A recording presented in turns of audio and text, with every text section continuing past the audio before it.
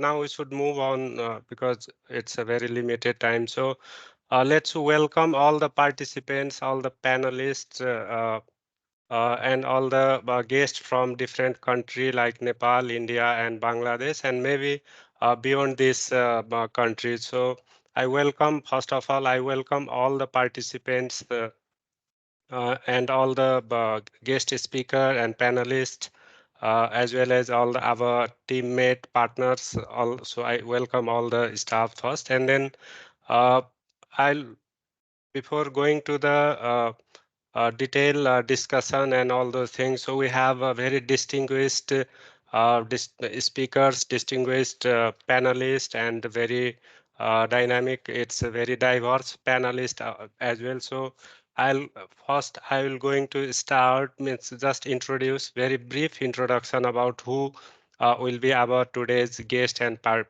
guest and participant. So I'm just going to share my screen first.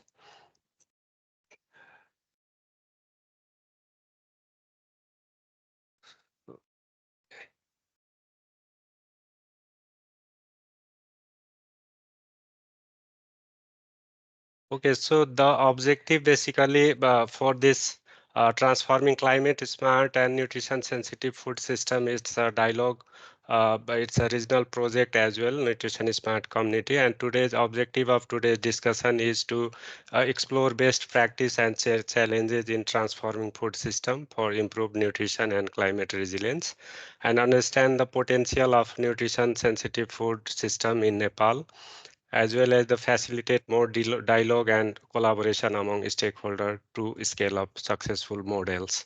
And today we'll having keynote presentation, panel discussions, and way forward. So just before going to the before introduction, I just a brief outline. Like today we have the panelists and speakers, so I'll introduce them just a minute after a minute, and then we'll have a very brief introduction of Nutrition Smart Community project, and then we'll go to the keynote address and then panel discussion, and after panel discussion we'll have the question and answer. So the Q&A will be just after two presentation. There will be one Q&A session for 10 minutes, and then we'll wrap up these sessions. And the next one, this is not necessary, but since they just mute yourself while not speaking, and unmute yourself while speaking. And if there is any questions, so you can raise hand, or even you can write in the chat box, so that it will be easy to us to pick your question and response accordingly. So this is just two slides for your information. And now I'm going to introduce our panelists and keynote speakers. So today we have Mr. Saqib Nabi, Country Director of WHH Nepal, as a keynote speaker. Then we have Program Director of National Planning Commission, Siva Ranjan Paudel sir, we have. And then we have Dr. Ganga Datta Acharya from SARC Agriculture Center, Bangladesh, Dhaka, as a panelist. And then the next panelist is Professor Uma Koirala, who is a technical committee member of Nutrition and Food Security Coordination Committee under National Planning Commission. Then we have another distinguished personality, Atul Upadhyay, who is the CEO of Balio Nepal Nutrition Initiative. And the last but not least panelist is Angshuman Das, who is the program manager for agriculture in WHS India. And of course, I will be with you along this discussion over the period. So this is very brief about the above panelists and speakers for today's discussion. And without taking much time, I am moving to the next. It's a very small presentation from Sweta Banerjee, who is regional coordinator of Nutrition Smart Community project, which the project is global project, and she is looking after that project. So I would request Sweta Banerjee for her brief presentation. I have shared the slide from here. Yeah. Thank you, Thank you. Dipendra. Uh, Respected audience, I will give a very brief introduction, a background of what we are doing when we say Nutrition Smart Community, so that today's discussion will help us to move forward and what we need to do further to ensure that community becomes really nutrition smart. So, what do we mean by nutrition smart? We have thought of 11 points which we want to achieve. One, the community has to be free of hunger. No child is malnourished. 100% families are aware about the importance of the first 1000 days window of opportunities. Community is aware of the linkage between agriculture, natural resource, wash, livelihood, and education with nutrition. More than 50% of women in the reproductive age have minimum dietary diversity, which gives them the micronutrient they require. More than 70% of the children receive home cooked balanced diet in appropriate frequency and consistency. 100% of village committees and organizations can demand rights and entitlements. More than 50% families grow and buy safe, seasonal, and locally produced food. The community value uncultivated foods and traditional recipes. 100% families have access to safe drinking water. 100% family maintains safe sanitation and hand washing practices. And the last one, communities have access to government schemes and entitlements. So we feel a community becomes nutrition smart when all these seven issues areas are achieved. Next. So, talking about our theory of change, looks very complex. I will not read through it. So, we have four strategies. How will we achieve these 11 behavior changes that I spoke about? First is we work at the household level to foster behavior change. Number two, we strengthen the community institutions, because just the household empowerment will not work. The community as a whole has to make the changes possible. And then the third strategy is to activate and improve services. So whatever services is there, existing majorly government services, we feel that support needs to be given to the extension workers, to the local health service providers, so that they are able to um, provide the services in the best possible way, and also to help the community to plan their development together with the government departments. And the fourth strategy that we have taken is to advocate and promote multi-sectoral community-based implementation model for right to adequate food. So basically, if these are the four things we focus on. So from the micro to meso to the macro level, these are the focus that we have. And if we are able to do this successfully, we feel at the household level, there will be change, behavior changes on wash, on childcare, on food consumption. And at the government level, there will be changes in improved access to quality of childcare services, better quality of access to safety net programs, improved wash services, and better livelihood support for sustainable agriculture and natural resource management. So these are the two major outputs we want to see when we work on those four areas together. The impact will be that there will be no malnourished child in the community. Next.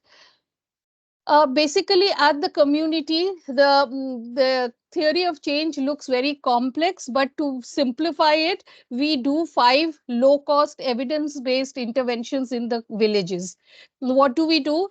Land plus PLAN is linking agriculture, natural resource management towards nutrition security. We do this through a process of participatory learning for action. which helps the community, which sensitizes the community about the linkage between nutrition, agriculture, natural resource, wash, and other things. Number two, we work on the production side, sustainable integrated farming. When we are sensitizing people, we also need to show them where to access the food. So we work on the farming systems. Then, along with that, we work on behavior change of the mother for and the family on nutrition, behavior change, communication. We do NERP camps in Nepal. We do special sessions with the mothers so that the mothers know exactly how to take care. Along with that, we are strengthening the local institutions. We do not create new institutions. Often there are institutions mandated by the government. If not, then new institutions, self-help groups or farmer groups are created, which are strengthened. And finally, we help the community and the service provider to sit together to formulate a nutrition sensitive micro plan. So these are the 5 things we do at the community level, and we believe, and we have also evidence that this will bring the change that we are talking about in the theory of change. So this was a very brief sharing from my side, and I look forward to your insights on what we should do next to be able to sustain the changes that we have brought into the community. We feel we need to move into a more food systems approach, but we look forward to your suggestions and guidance in doing so. Thank you.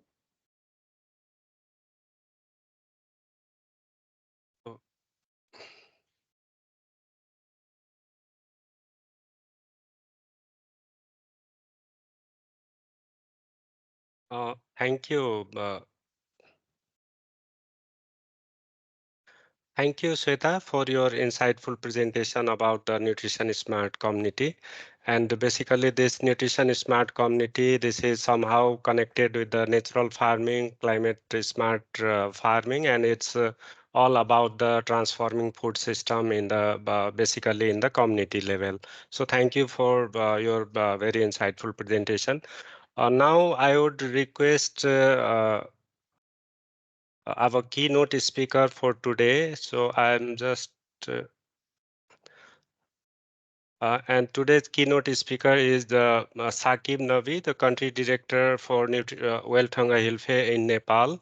Uh, uh, he is a strategic, visionary, and passionate development professional committed to improving the life of the most vulnerable section of the community through systematically using his knowledge and expertise over the 2 decades.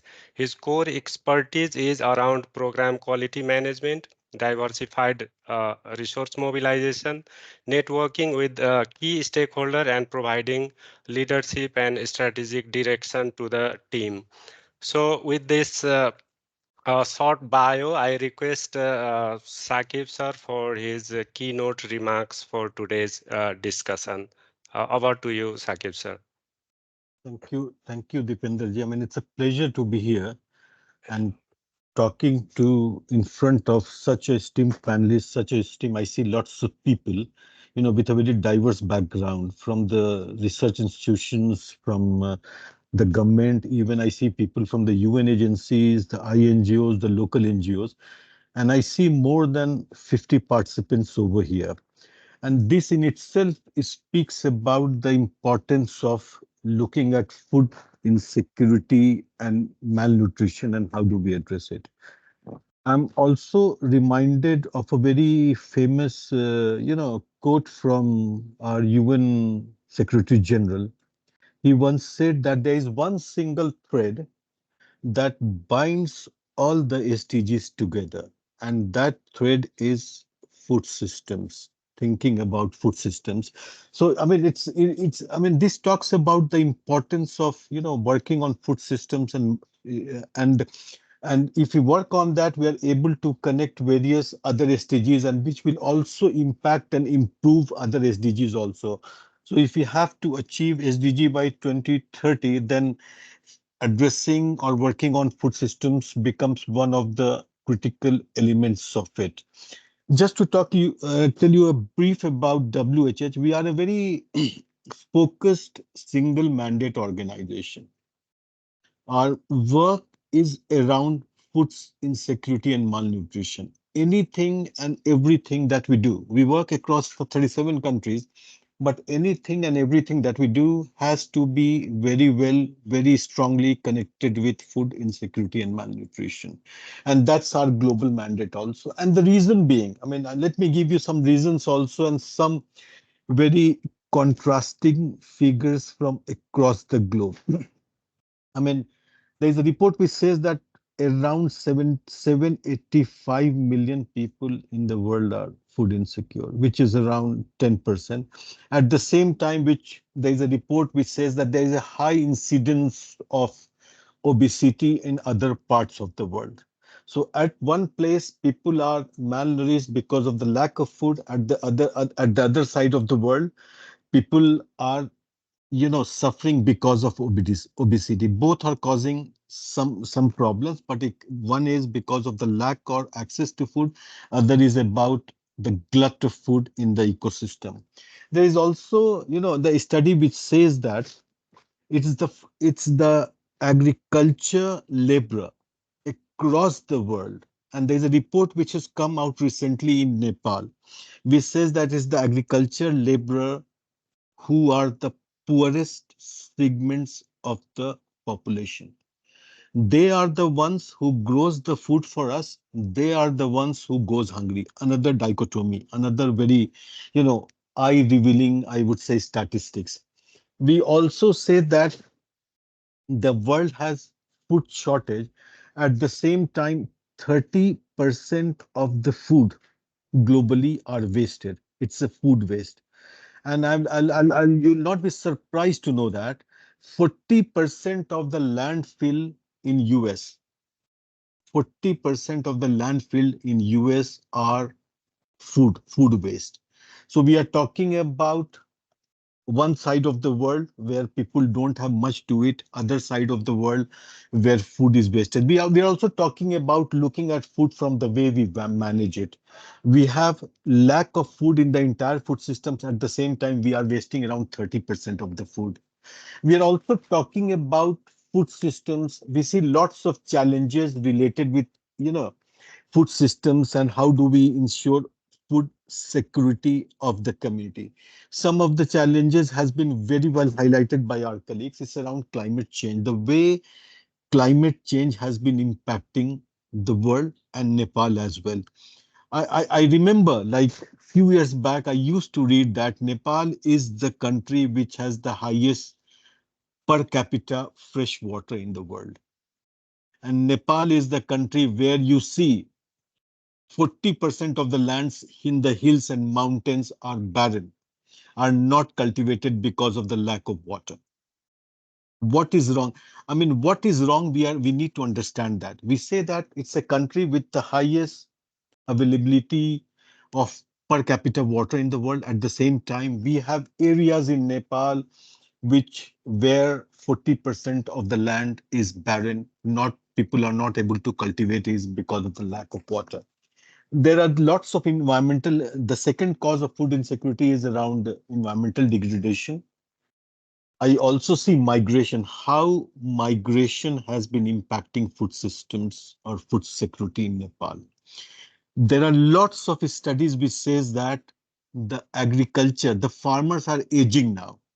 The youths are no more interested in agriculture. They are migrating out. We also see that there is a forced feminization of agriculture in Nepal, which means, of all the population, there is a data which says that 3 to 6% of the population of Nepal are outside Nepal. These are the youth, and they are the people who have migrated. And because of this, there is a huge burden on women for their lives as well as livelihoods also. I also understand that one of the biggest challenge to ensuring food security in Nepal is around accessibility. The kind of terrain we have, the kind of infrastructure we have. There is a report which says that, again, from one of the reports from Nepal, which says that if people are half an hour away from the market, if people are half an hour away from the government services, they are more poorer than the people who have access to these schemes. So connectivity, rural infrastructure, these are some of the biggest challenges in ensuring food security in Nepal. But again, I see that the future of food and food systems also depend on what we are growing. Very, very important. Are we transforming our agriculture? We have to understand that Nepal is a country of around 29 million population, but if you look at the ethnicity, there are around 130 to 135 ethnicities in Nepal, which means we are talking about 135 ways of living, 135 culture, 135 food habits, different ways of growing food. So we wanted to understand whether promoting the local food systems is a solution in addressing food security in Nepal. So the first question is whether what we grow is important. The second very important critical aspect is that how we grow the food is whether it's as crucial as what we grow. Do we focus on agriculture, which is industrial? Do we focus on agriculture, which is large scale, or do we look at the context of Nepal, focus on agriculture, which ensures the food security and addresses malnutrition? These are some of the questions that we would want to answer. You, the panelists, and it also, I mean, another factor we would want to understand: how do we transport the food? How do we process the food? Are we focusing on locally produced concept, which WHH promotes a lot, focusing on the local food systems, circular economy, nature-based solution, or are we going to a solution which is more dependent on external sources? I'm sure you understand about Nepal, that the entire food system to a very, very large extent is dependent on the import of food. Is that system sustainable or not? That's what need to answer. The last question which I'm leaving it to you is, it's very crucial to understand when we are talking about food security, how we eat our food, also what we eat and how we eat. The reason why I'm saying how we eat is that we again see that there is a huge food waste inside the entire value food systems. At the same time, our fascination for something imported, something from outside, something what we call it the modern food, whether it's kind of impacting our local food systems or not. I remember initially what the minor millets that we used to produce was called as a food for the poor. Now the way it has been rebranded now, superfood and all, it is becoming a new fashion now. So it's very, very crucial that what we eat and how we eat. I give the floor to Dipender, the master of ceremony, to take the discussion forward. But I think we need to look at some of the concrete answers around the way we grow the food. How do we address food insecurity in Nepal? What are the processes? What are the systems? What are the challenges? And what is the best way forward for us? Thank you very much. Thanks a lot. Thank you, Sakib sir, for its very brief and insightful keynote addressing. And what I understand from that keynote is, yeah, the very pertinent issue. The food producer are mostly the hungry. It's a very, I think, very catchy, and it's a very insightful, full, and we must need to think about this thing. So it's very crucial question to all of us, why food producers are mostly hungry, since we are talking about zero hunger and all those things. So maybe we'll discuss further during our panel discussion as well. So thanks again, Sakib sir. Now I'll be moving to the next session, that is our panel discussions and yeah, panel discussion. So before going to the panel discussion, I would introduce our panelists today, a bit detailed introduction of the panelists, and then we'll move to the discussion session. So first of all, I'm going to introduce Siva Ranjan Paudel sir, who is from the National Planning Commission.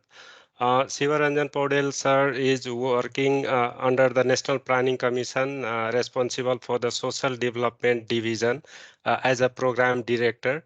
The National Planning Commission, basically, we all know about, but for the other participant, maybe it's a apex advisory institution of government of Nepal for development of policy, planning, budgeting, coordination, and monitoring evaluation as well. And it's a intergovernment coordination on policy planning issue. So it's the and regarding Sivaranjan sir, he is looking after the MSNP, multi-sector nutrition plan as well. He has done his master in public administration at Public Administration campus from Tribhuvan University. He is also a scholar of Erasmus University Rotterdam, and he has contributed for launching the multi-sector nutrition plan HORD, which is in effect so far. Beside this, we have another distinguished panelist. So I'll first introduce all the panelists for today, and then we'll go to the questions answer round. So the next panelist for today, I'm going to introduce is uh, Dr. Ganga Acharya. Just okay. Okay, so Dr. Ganga Acharya is a senior program specialist at SARC Agriculture Center, Dhaka. He holds over 27 years experience as a practitioner, educator, and researcher advocating for evidence-based policy in South Asia and globally. He is an expert in the field of development cooperation, trade, rural livelihood, sustainable development, gender inclusion, and many more. He is proficient in qualitative and mixed method of research and specialized in strategic planning, result-based monitoring, and community engagement with a focus on agriculture and rural development for the inclusive and sustainable economic development and positive change. The next speaker or the panelist for today is I'm just making a highlight as well. So our next speaker and panelist for today is Professor Uma Koirala, who is a technical committee member of Nutrition and Food Security Coordination Committee under the National Planning Commission of Government of Nepal. He is also a member of, she is also a member of Independent Expert Group for Global Nutrition Report. Professor Koirala holds a PhD degree and over 30 years experience in university teaching and research in nutrition, food security, and gender and social inclusion. She is expert in policy formulation, strategic planning, program management, and monitoring and evaluation in Nepal and abroad. And she was also executive member of global scaling of nutrition movement, SUN movement, and also she had led the Civil Society Alliance for Nutrition, that is CSAN. It's a civil society network. So she is also leading that network. So in addition to this, I have another distinguished panelist for today. I'm just going to introduce him.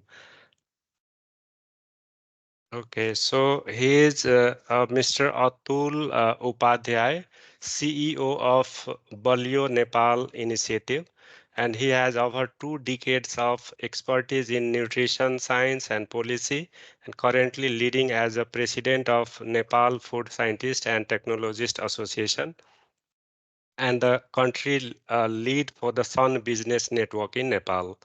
And he advocates for integrating climate resilience into nutrition solution and supporting evidence-based policy. He has contributed significantly to setting international nutrition standards through engagement with the global bodies like Codex Nutrition Committee and the World Health Assembly. And also, Atul is a initiative beacon for the initiative and sustainable approach to public health nutrition, aiming for a unified strategy to achieve nutrition security and climate smart food system in Nepal. And at last but not least, we have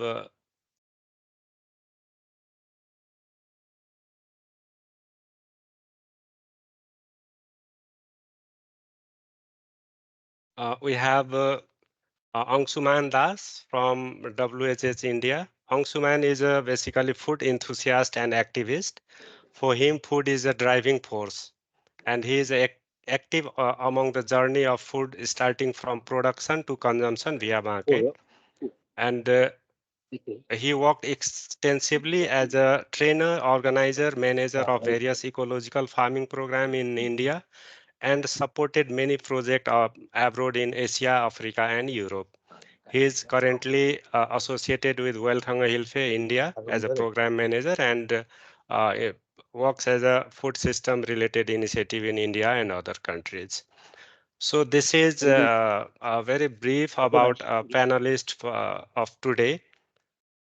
So now I'll be going to the panelists with some of the queries, some of the questions. So maybe I will have some question and the panelists would be allowed 10 minutes to respond the questions. And as I earlier said, after two panel discussion, we'll take some questions, 2-3 questions, and then we'll respond that so that we can uh, also make it within the time frame.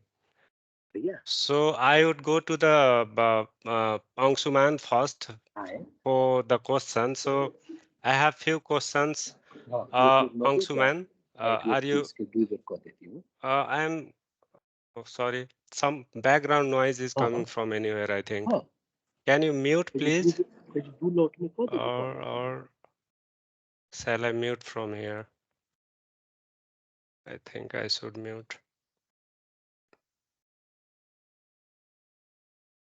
Okay, so Angshuman, can you please elaborate on how integrating agroecology into agriculture and natural resource can climate change and nutrition sensitive food system?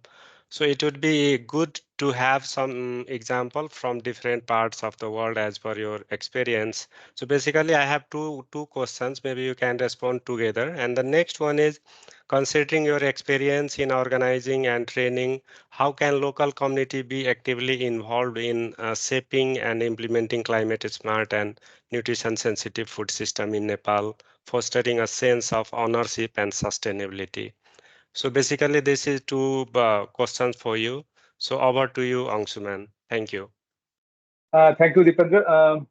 Am I audible? Yeah. Okay. So, good afternoon, everyone.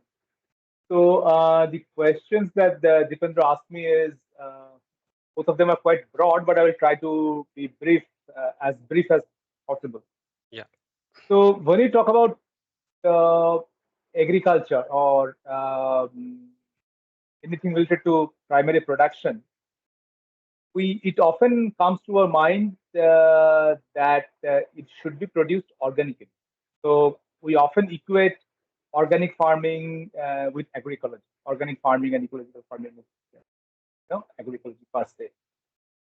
But I would like to argue one thing, that agroecology is actually beyond organic farming. So when you talk about organic farming, it often talks about the input replacement, like you are not using chemical input, external chemical input, but using something else, using some natural material like cow dung or some other dung or compost or various other things, various concoctions made out of material.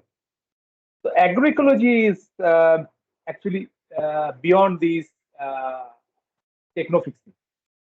So agroecology talks about systems. It is more about looking at the system. So like when you talk about food, so food is actually produced somewhere, it is being stored somewhere, processed somewhere, marketed somewhere, it is being bought somewhere, cooked somewhere, and eaten somewhere. So this entire life of food is actually agroecology. So agroecology is the process of food system transformation. So when you talk about system, we have to think beyond the agriculture. We have to think beyond organic agriculture. You have to think beyond input replacement. So that is one important thing that I wanted to share. That can we have more systemic approach to the entire thing, not only production. And the second important thing is I would bring the idea of the making it local. So as Shakti was also sharing at the beginning, that the kind of food system that the world has developed is basically entirely dependent on the food which is being imported. A village is importing food from maybe nearby city or town. A country is importing food from some other countries. So these export oriented food cannot be the future of the world, because it is not only about having huge amount of carbon footprint, but it is also about jeopardizing the local biodiversity. So if you are dependent only on food, which is only a couple of food, then your diversity is compromised like anything. So there are 50,000, at least 50,000 edible plants in the world. And if we include many other things that we eat, I mean, it is more than a crore. So, and export oriented, when we talk about export oriented food system, it only talks about a couple of food items. You all know that our agriculture is over dominated by rice, wheat, maize, and to some extent potato. So I would argue that we should think more in terms of being local, being small, and non-industrial food production. Can I look at more internal food security? So there are various examples, like you asked to share me some examples. In farming, definitely there are ample amount of examples. Like permaculture is getting very popular, biodynamic farming, integrated farming. There are various kind of system approach to farming is getting popular day by day. And in terms of market also, like in Europe, farmers market are getting huge popularity.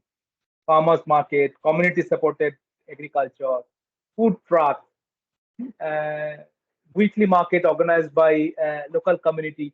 So people understood that being local, growing local, consuming local is also about celebrating the cultural aspect of food as well, which is very important.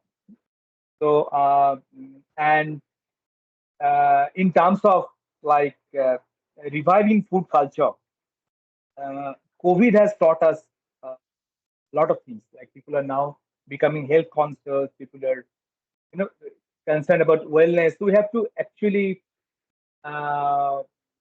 take advantage of that. So there are various examples around, and about the how community can be more benefited out of it is definitely local. If you grow local, if you produce local, if you consume local, definitely the community is going to be benefited out of it. If I look at the say climate change angle, so uh, definitely local food is more carbon friendly. And second most important thing is, like if you are talking about the nutrient quality in your food, so all these nutrients are basically coming from your soil. So if your soil health is poor, if you don't have say manganese in your soil, zinc in your soil, so your fruits, your vegetables, your food will also not have that. So how can I improve our soil health? So soil health has very well connection with the food we grow and food we eat. So soil health can only be improved if we can consider agroecological aspects of growing food. And more importantly, not only growing food, can we also process food locally? That is also a new thing which is coming up.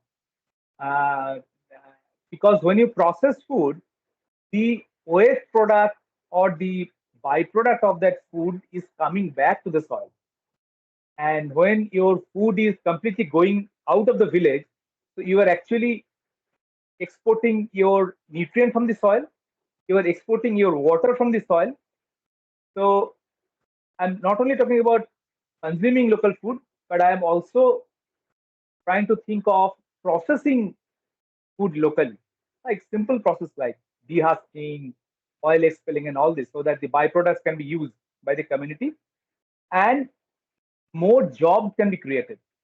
And youth are, we're saying that youth are not interested in agriculture anymore, but probably if we can think, uh, in these terms, by creating new kinds of jobs, which needs more technical input, which need more machineries, which can earn better. So then youth also might be interested in uh, getting into this, and probably the food choices will also be influenced by that. So nowadays, I mean, even you go to a remotest village of Nepal, you will see the packet food, pouch food, all this chow mein and monosodium glutamate make food and all this. So the corporate food has, taken over our food system, You and have this three corporate more food is. minutes, Angshuman. You have three I more am minutes. no, I am. I'll stop before that even. Okay. So this corporate food, food, food culture, food has actually engulfed our local food system, and this is also influencing our production system as well. So all these are a nexus. Like more you are consuming high energy dense food, so more you are trying to produce food which is like providing that source. We will not grow vegetable, rather we will grow more wheat, because the companies need more wheat to grow energy dense food. So these are connected well. So local production, local processing, celebrating local food, traditional food is going to be uh, very very important. And I think that's the way community can also be benefited, and that is the way the world should look into. So I stop now for the time being. We'll wait for, if there are some other questions. Okay, thank you.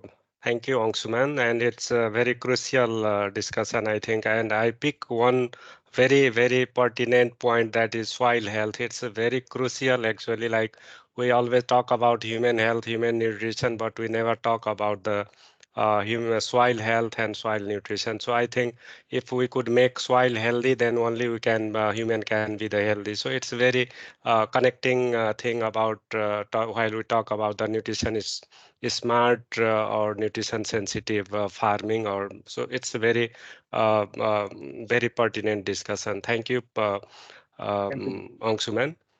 And maybe the for the other participant and audience, if you have question, then you can also put in the chat addressing the panelist, or later you can raise your hand and you can ask the question. So we'll take 3-4 questions after the next discussion.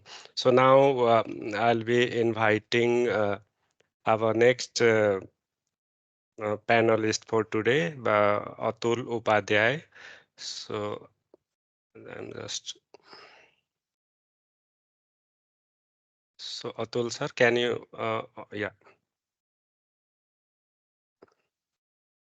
So I have basically two questions for Atul sir as well. So Atul sir, actually, what do you think is the role of private sector, since you are from the private sector? Means you are leading the private sector for the nutrition. So what do you think is the role of private sector in transforming food system, and basically focusing on the small scale holder or small scale farmer? And then my next question to you is how the small scale farmer or the local farmers, particularly from the rural area or the remote village, be connected to the market system, and how local food production be promoted in the market rather than the big company or the corporate foods or the food production. Thank you.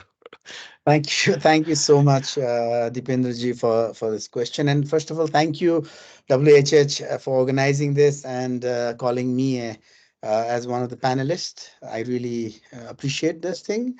And I would like to also thank Sakib's keynote remarks. It was very valid points you just raised, focusing on Nepali context, uh, trying to use global evidences and localizing. And also the previous speaker, Mr. Ansuman Das, was also talking about the quality of diet related to the farm, the climate issues. So all these things are very integrated, and one just cannot say, okay, the food system is this, nutrition is that, climate smart is the different story.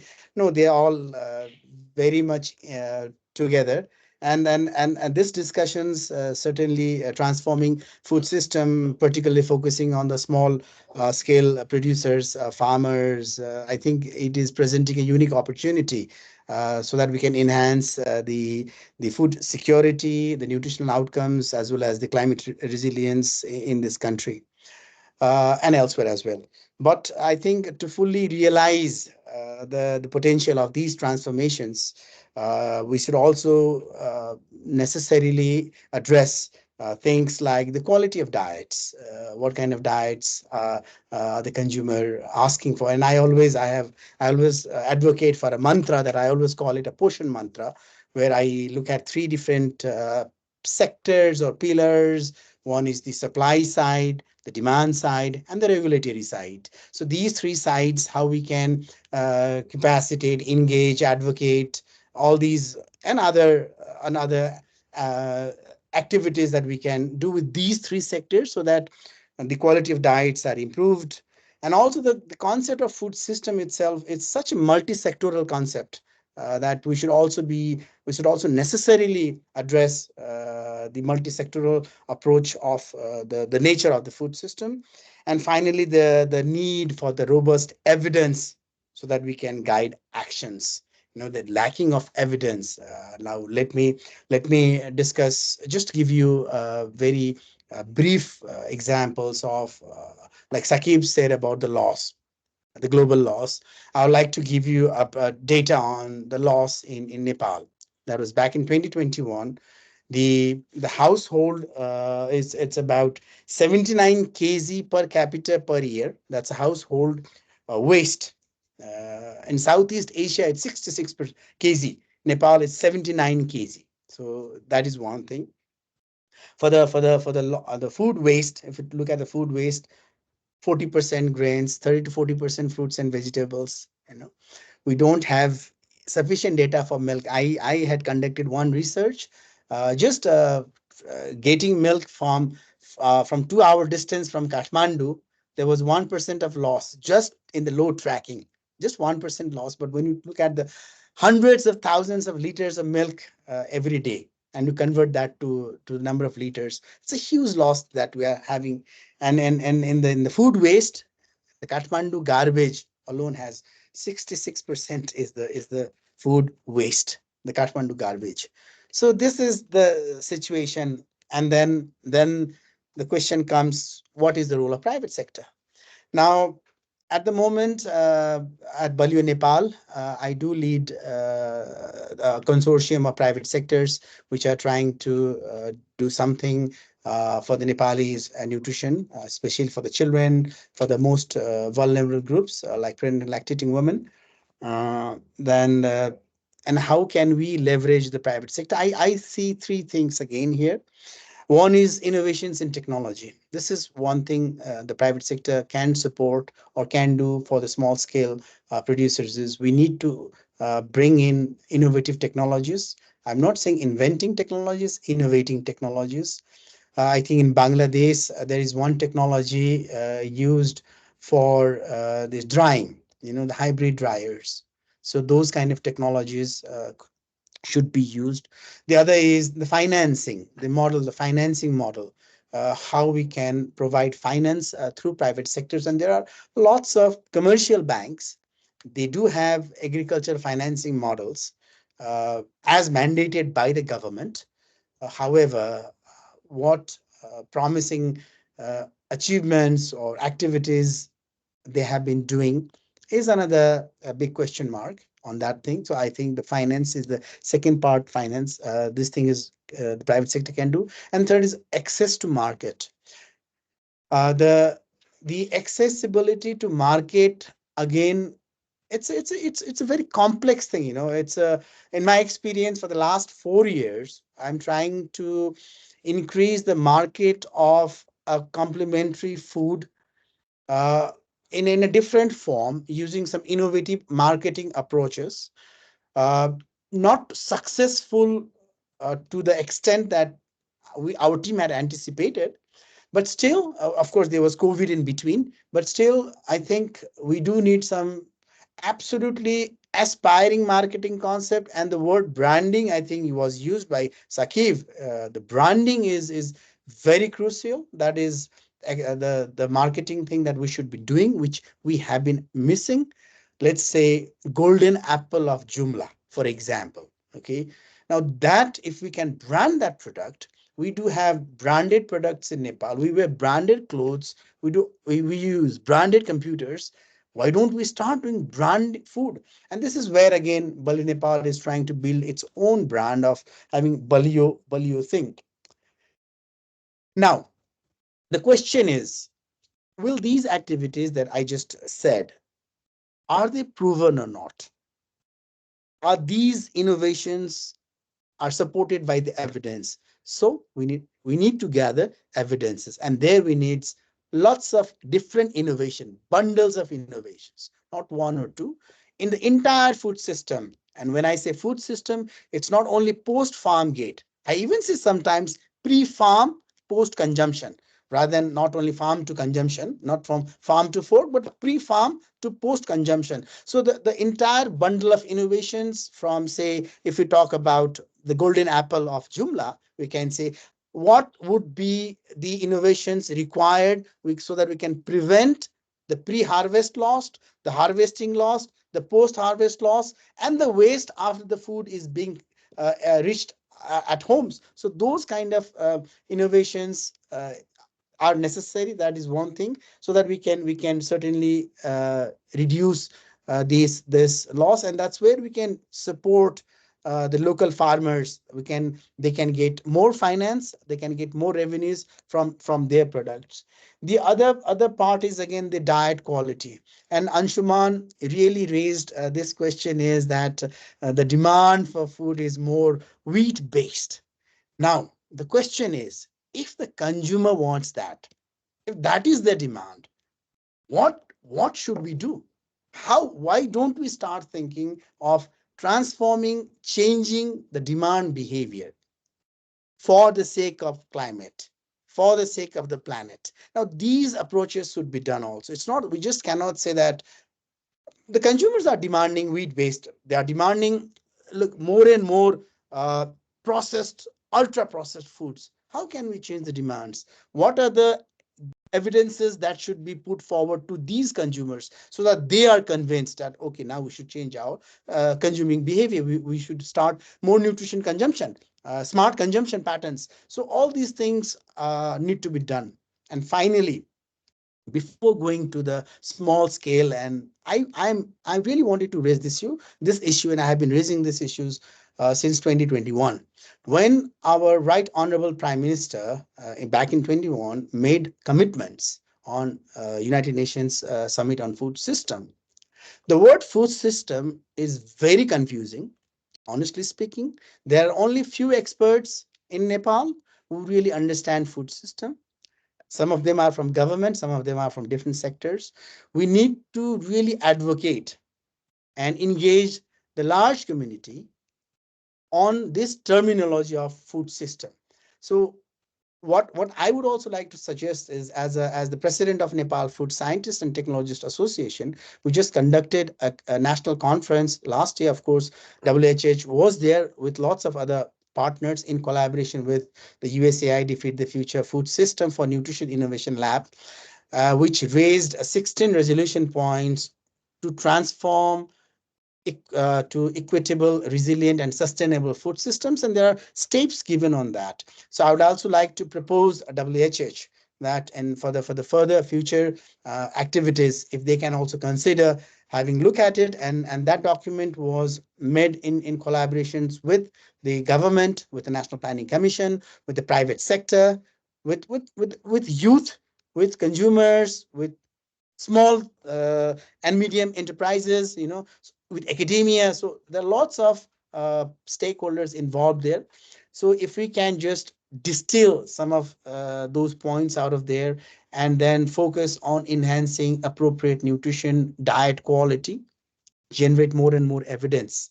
I think the private sector, So yeah, that's just my last Abdul one sir, point. just one further question to you. So what I Yeah. understand from you is people are compelled to consume the non-nutritious food, and that is due to the behavior of the consumer, not due to the what we know corporate system, or how we can differentiate. Means the our emphasis is on you. What I understand from you is the behavior change is the most important to consume the nutritious food, because what I understand is the people somehow are compelled to consume the non-nutritious food, because I know I should have to eat the, like, let's say maize or the soybean, but it is not available in the market, and I am compelled to eat the kurkure and other things. So how we can, means how you address those things? So maybe you I can think, also. yeah, yeah. I think Dipendraji, you answered your own question here. My response was to Ansuman's thing is that why people are moving to wheat based, because that's what they're demanding. But the question is not their demand. The question is why are they demanding it? Why is that demand? The question, and you said unavailability. We have done one research in Kathmandu Valley on this particular issue, that the children 1 to 2 years of age are consuming unhealthy foods. Mothers know these foods are unhealthy, but they are still Exactly. feeding the children. Why? Because of unavailability and unaffordability of better foods. And So maybe the knowledge also, like how you relate that knowledge or behavior, because they even don't know that is the market food is not nutritious, or maybe there is due to their easiness or something like this. Is there any means observation or from your side? yes, yes, yes. Yeah. The just one liner to you is that when we ask this question, why are you feeding your children those kind of unhealthy foods? Then their question to us is, what should we feed? I am a mother. I have to go to work. I need to feed my children. Need to fill his or her stomach. The food available in 5 rupees or 10 rupees. It's easy. It's convenient. Just open the packet, give it the kid. It's tasty, right? So now the question to food processors, to private sector is, why don't you start developing food which is nutritious, which is safe, which is healthy, which is cheap, which is convenient? So this is where needs innovation bundles. This is where I think, again, Anshuman, coming back to you, Anshuman, the processing thing, the use of circular economy. There's another thing that I, maybe if I have time for the next question, I would like to dwell in that circular economy part also. So I think to sum up all these things, it's not just one silver bullet. It's again the combination of supply, demand, and regulatory side. The robust regulations are needed. What is the regulation system doing in this country or elsewhere? Are they very strict? We say unhealthy foods. We don't have definition of unhealthy foods. We don't have definition of junk foods. How the hell we can say that this particular food commodity is unhealthy? Where are the evidence? Where are the government documents on that? No one is saying that. So these are the places where we need to work. I think for the time being, I would just like to share this thing, and thanks once again for this opportunity. Thank you so much. Thank you.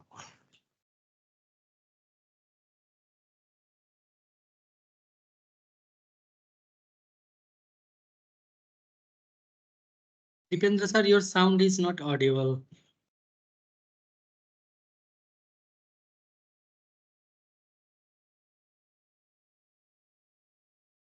Hello. Yes, now it's audible. Oh, okay. Great. So okay, so this is the time for question and answer session now. So if there is any questions from the participant, from the other guest, then maybe we can take 2, 3 questions and then we'll move to the next panelist.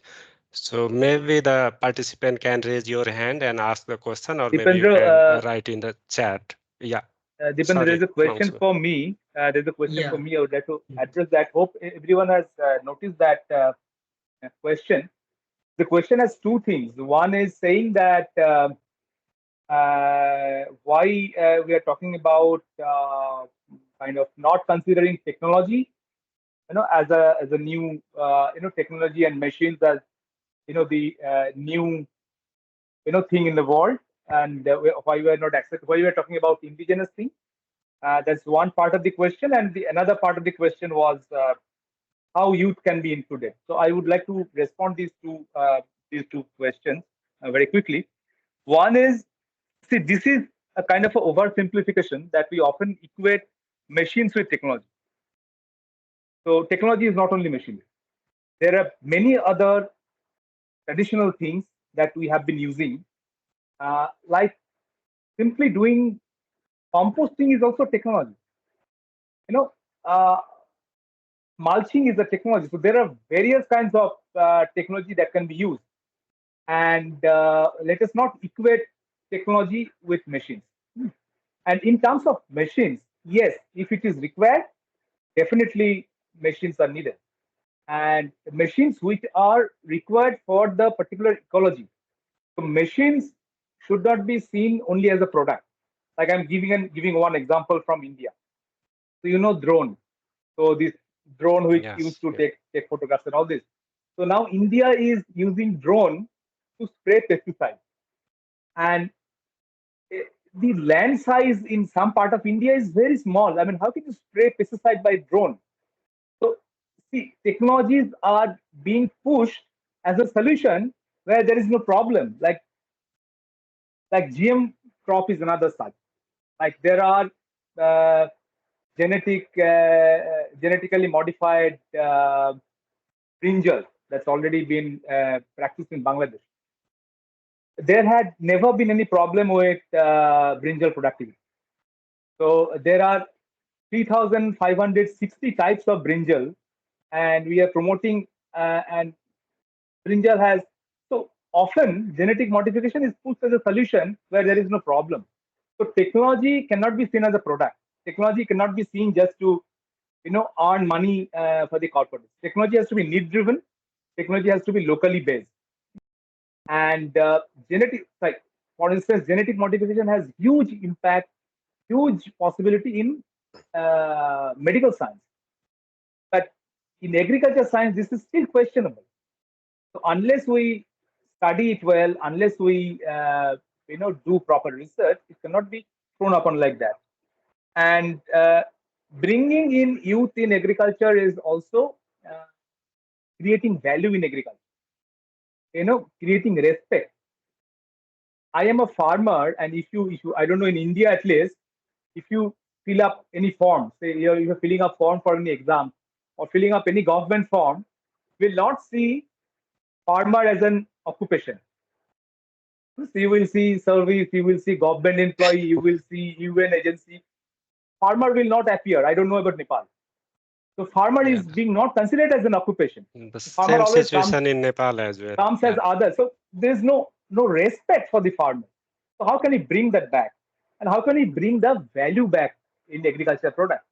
So small farmers are just providing the raw product to the market. So whatever value is added, it is getting added beyond the village. So processing is happening outside the village. So value is getting added outside the village. So can we pull down the value chain? Can we do dehusking? Can we do oil expelling? Can we do other processing? Can we do make food? Can we develop food items which can compete with food puree? Can we make it locally? So we have considered, our system is considering farmers and farming as a non-productive area, and it is seen that farmer will just produce, some product, some agriculture product, and they don't have anything to do beyond that. And farmer doesn't know any technology. Farmer doesn't know anything. Farmers are backward, so they shouldn't do anything. Everybody will be given from outside. Corporate will give technology, academicians will give technology, and they will just follow it. So I'm sorry to say that there had been very poor, apart from a couple of incidents here and there had been almost no bottom-up approach. It's all top down, and that's how it is. That's how youth are not interested in agriculture anymore. Because why you will do Okay, agriculture? so Because nobody maybe you nobody can bothers about farmers anymore. make it a bit shorter. Yeah, no, it's not I'll here. take, yeah, okay. So I have Yeah. just one hand Excuse me, raised sir. from, Yeah, yeah, we have a one hand raised. Yeah. hand raised from Pushpa's raise. So quickly, I'll take one question and then we'll move to the next panelist. So Pushpa ji, can you, yeah, can you ask your question to the directly to the panelist or to whom Yeah, you want to ask? Yeah, yeah, thank you. namaste, and thank you, organizer, WHS actually, and for inviting me to this very important meeting. Actually, I wanted to ask my question at the end of this meeting, but then I can do it now as well. I have some queries in terms of the event itself that you have organized and the discussion following on here. Basically, as it follows, nutrition smart community for transforming climate smart and nutrition sensitive food systems. Uh, Actually, I would like to suggest that when we talk about food systems in itself, it covers all the elements related to nutrition, related to food security, even the right-based approach, the climate resilience, food waste, everything. And as Sakibji was mentioning in his keynote speeches, that food system is all about all the elements related to the growing food production, food growing production, harvesting, distribution, marketing, and consumption, and even beyond the consumption as well. And it has a kind of implication on our health, human health, environment, economy, culture, society, and ultimately it has a kind of impact on prosperity and planet. So, having said this, this is considered, I mean, the food system transformation is considered as one of the 6 accelerators to contribute to achieve SDGs. So this is the kind of, the spirit of the food system transformation. Having said this, I also would like to mention that in Nepal, with the participation of more than 1,500, more than 1,400 individuals at national and national, subnational level, we have conducted kind of a food systems context analysis and designed the pathways and strategy actions that I have also shared the report. It was done under the leadership of the National Planning Commission. Currently, the food system transformation initiative is led by the National Planning Commission. Bhagwan Aryal sir is the focal point at the National Planning Commission. I can see Sivaranjan sir as well. Namaste sir, and Ganga Datta sir as well. This is the thing, and Nepal's So, food system Pushpa sir, transformation. can you shorten please, because we are also time pressure. So, Yeah, or okay. maybe we Uh, can uh, bilaterally talk, because I found your experience are very relevant to us. So maybe we can talk bilaterally later for your input as well. Or so yeah, shall I stop or conclude with no, one or but two just sentences? conclude. Just Yeah, conclude in okay. short. Oh, okay. So basically, the Nepal's food system transformation is, pegged, the embedded with the provisional of constitutional provision of right to food and food sovereignty. So, Right to Food and Food Sovereignty Act is a kind of a legal document for the transformation of Nepal's food system to equitable, resilient, and sustainable ones. And when we discuss about food system, this is not that food system is transformed, then we achieve nutrition indicators. This is not that food system is transformed, then there is this climate resilience objective is achieved. But the whole concept is that the nutrition element, climate resilient elements, the agriculture, all those are when they are working perfectly well and delivering the expected result, then food system is transformed. This is the way that we should be, I think, framing our discussion. As in the interest of time, I conclude here, but I can continue discussion bilaterally as well. Yeah, Thank you of so much. course, sir. Thank you, Pushpa sir. It was very insightful knowledge to us, and maybe we could bilaterally connect with you. So thank you It again. will be And good to have the introduction from Pushpaji. I mean, it's good to know who all are here. Thank yeah, you, yeah, Dipenderji. of course, Pushpa sir. when you Can you? when you are under time pressure, then you forget. So my name is Pushpa Shrestha. I'm a program policy officer working with World Food Program in Nepal. Thank you. Okay, Thank thank you, sir. Thank you. So, So I could um, see. yeah, one. I could see here, so I would just continue the welcome. I could see the hand raise from Yunus sir, who has already visited our Nutrition Yes. Smart Community project in Rohtahat, Nepal last, I think last year, 2 years ago. And I could also see Sikandar Khan sir from the SARC. So I'll welcome both of the distinguished guests from Bangladesh, and also I welcome our Pratibha Srivastava from Nepal. And I will move for now to the next panelist. And for Yunus sir, I think you could get plenty of time at next round. So Okay. shall we stop here to you, and Okay. then Okay. you can continue in the next round. Okay. Thank Go you. ahead, please. Yeah. Thank Go. you, sir, for your cooperation. Thank you. So now I'll be moving to the next panelist, who is Professor Dr. Uma Koirala. So can you please, Uma madam? Yeah, okay. And just spotlight. Thank you. Okay. So Uh, my question to Professor Dr. Uma is, uh, as a member of independent expert group, it's a very short question, but maybe yeah, it's a bit broad, so you can try to summarize within the time. As a member of independent expert group for the Global Nutrition Report and your involvement in the global scaling of nutrition, that is Sun movement. So how can Nepal be benefited from and contribute to the global initiative, ensuring that its policy align with the international best policies and advancement in the field of nutrition, food security, and gender inclusion? So this is, Thank you. I think, Thank you. Thank you, Dipendraji. It is, though short, but very comprehensive and important question too for Nepal. yeah. Uh, Thank you. Thank you again for WHS for providing me this rare opportunity to participate in this national dialogue as a panelist. Um, uh, Being a member of civil society and professional nutritionist.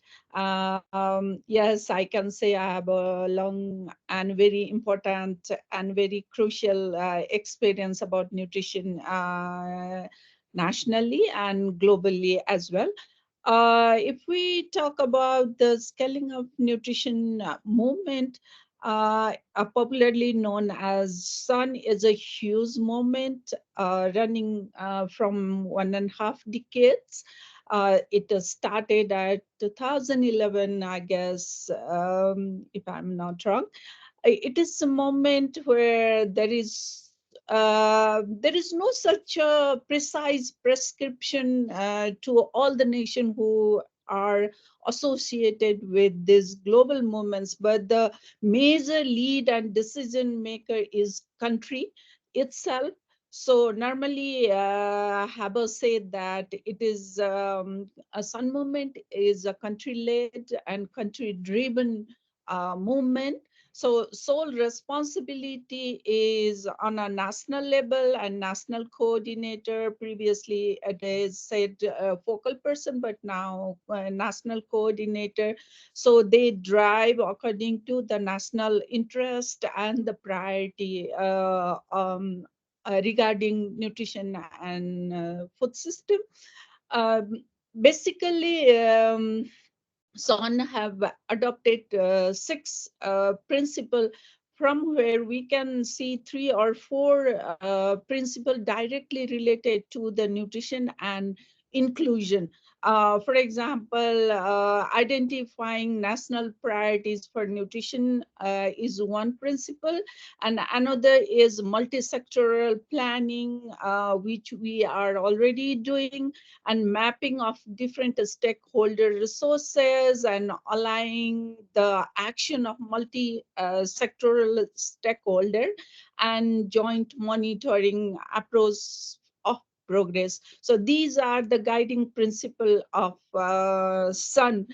So how could we learn from the global initiative? If we have that question in my mind, I can say that SUN now is phase 3 is running, is committed to fundamental non-negotiable aspect of effective nutrition action, including equity and the principle of leaving no one left behind. So um, in its third phase, Sun Movement is driving towards gender equity more precisely, and inserting youth leadership as well across the movement. So these are more inclusive driven and more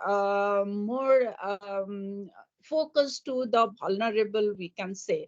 Though we already adopted JC as a cross-cutting theme in every policy plan, strategy, and program. However, focus of SON for inclusion inspire us much indulging in these issues. So it compel government also to look keenly on these issues, so that we can have a more inclusive program planning.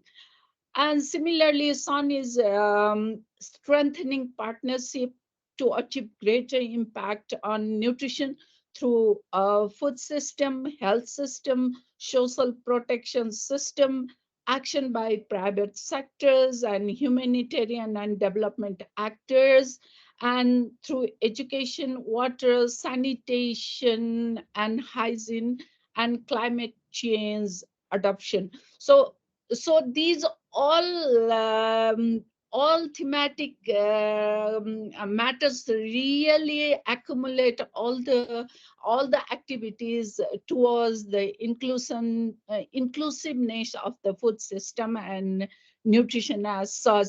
One of the very burning example is nutrition smart community, as WHS has adopted and implementing in the district or community level as well. This is a very good example of all inclusiveness of the nutrition essential and nutrition sensitive activities. Sun has created a kind of buzz on accountability of the country government to go with the frame of Sun and make a system of investment on nutrition and food system. This is a huge shift from the previous Sun strategy to this third phase. So government is more accountable to showcase all the things and invest more, inspire every aspect of the people, and for multi-stakeholder participation to create a good nutrition environment in the country.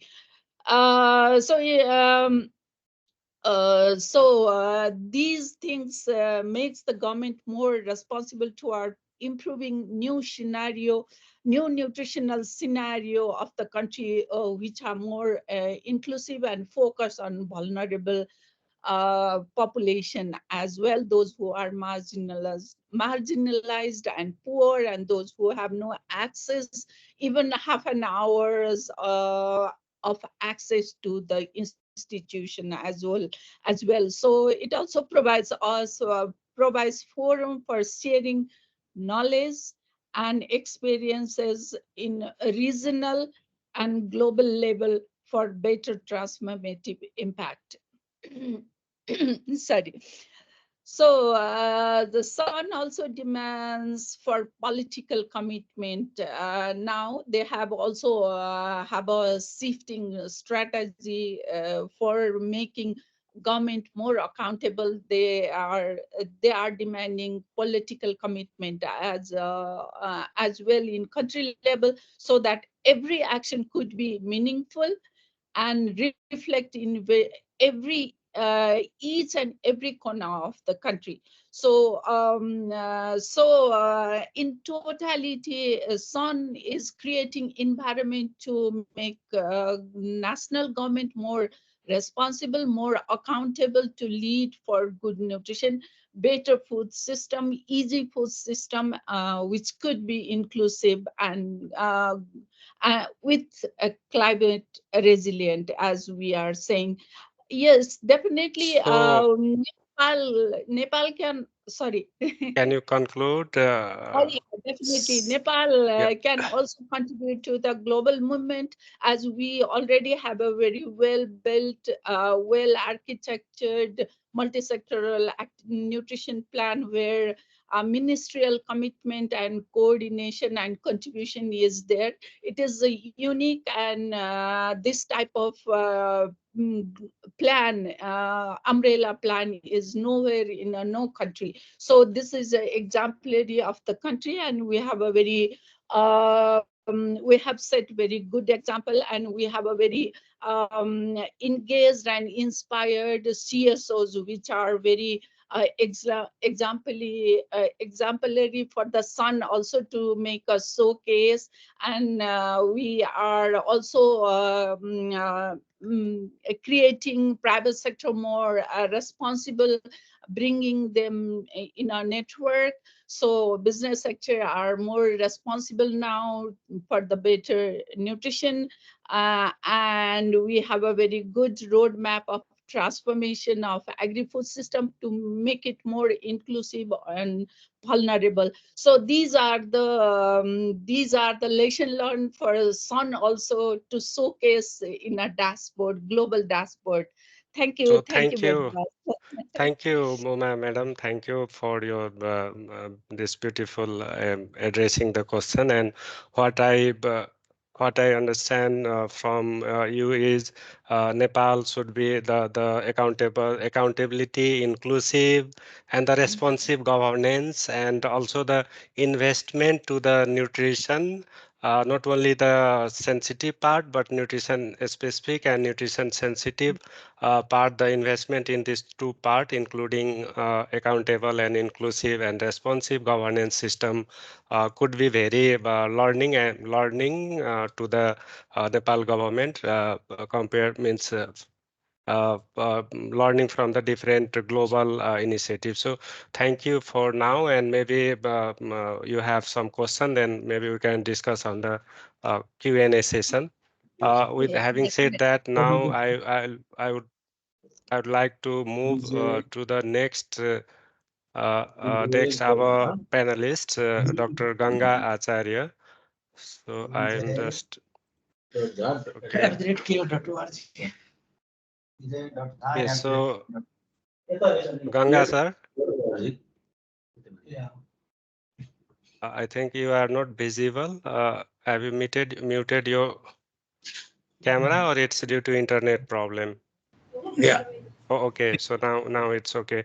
So thank you, sir, for this taking part in this panel discussion and putting Yeah. your thoughts. So maybe I have some question to you also. So I'm Yeah. going through the question, and maybe you can respond within the 10 minutes time.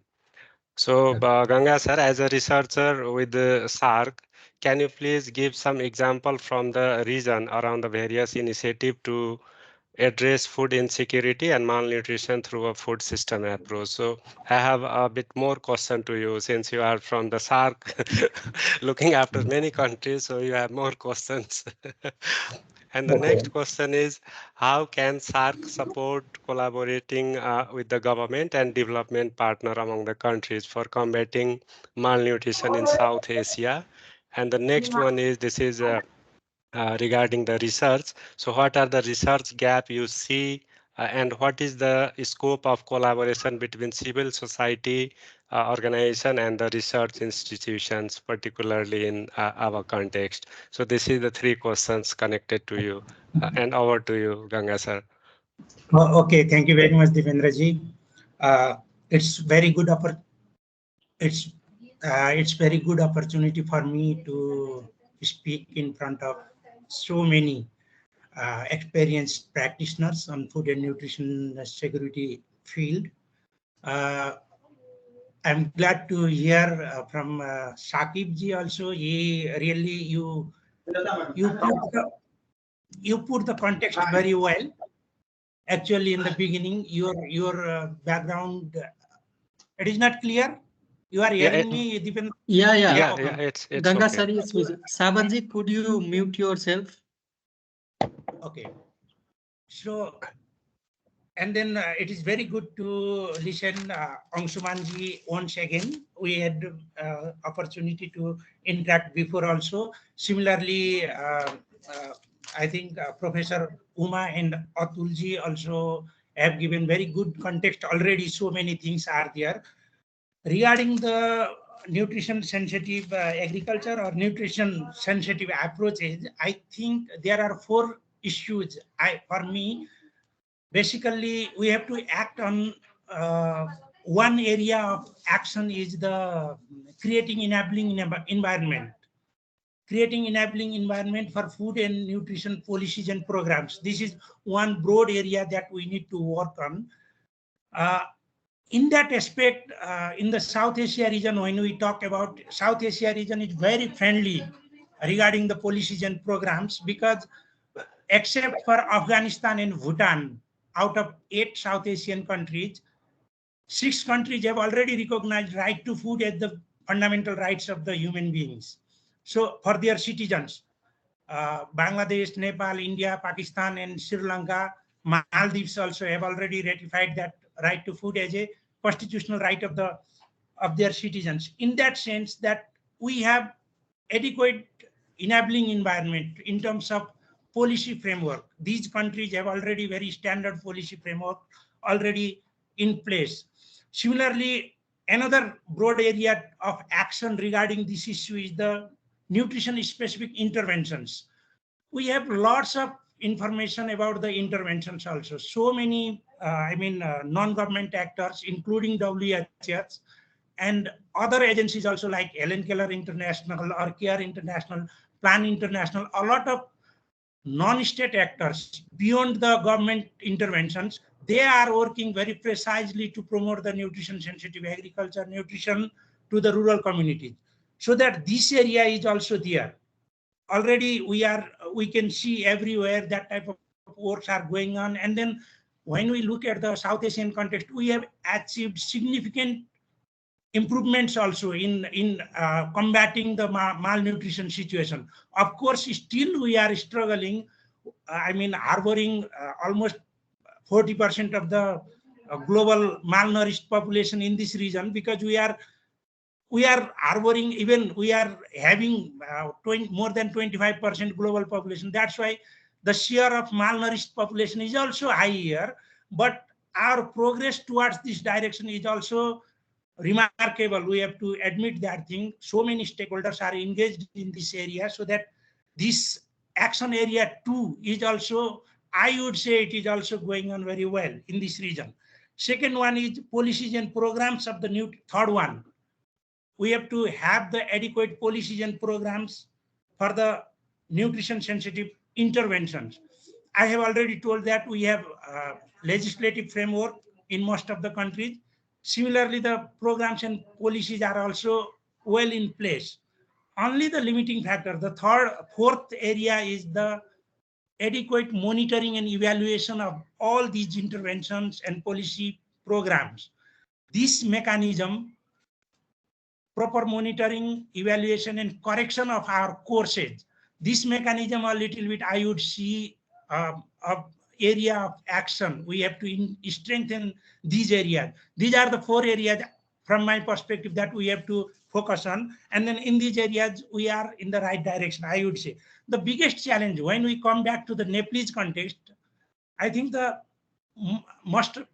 biggest challenge is to translating our policies and programs into the practice. Actually, how we are translating these things into the practice, this is the biggest area of concern, I would say. I would not say that this is the problematic area, but it is the area of concern. Government also has a lot of policies and programs about strengthening the nutrition situation of our people.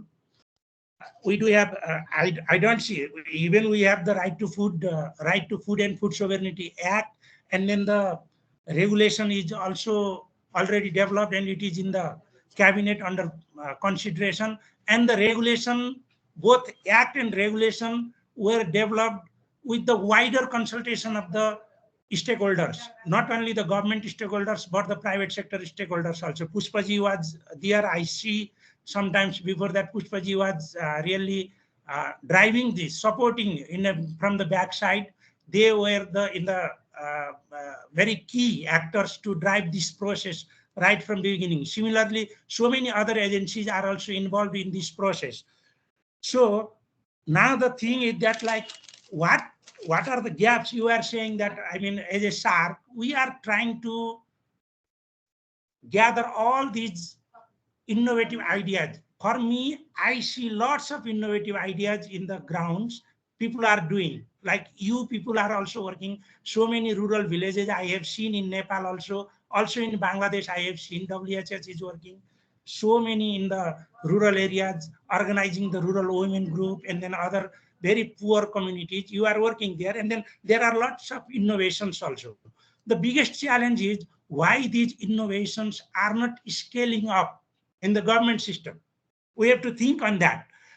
Actually, for me, the lackings a little bit, we have to that we are always thinking that the poor are our primary targets. We always think that poor, where they are.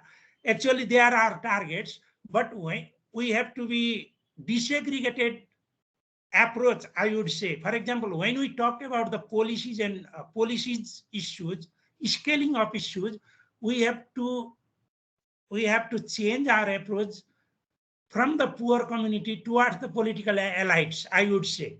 We have to engage consciously with the political elites regarding these issues. For example, if you can see in our rural areas that political leaders go into the election with their clear, I mean, manifesto that they will construct the roads, they will construct the bridge, they will provide some irrigation canals somewhere or something like that. I have never seen anyone talking about that I will reduce the malnutrition percentage of that amount. For example, 30% of the malnutrition in my village down to the 5%, 10%. In that way, our political leaders never ever talk.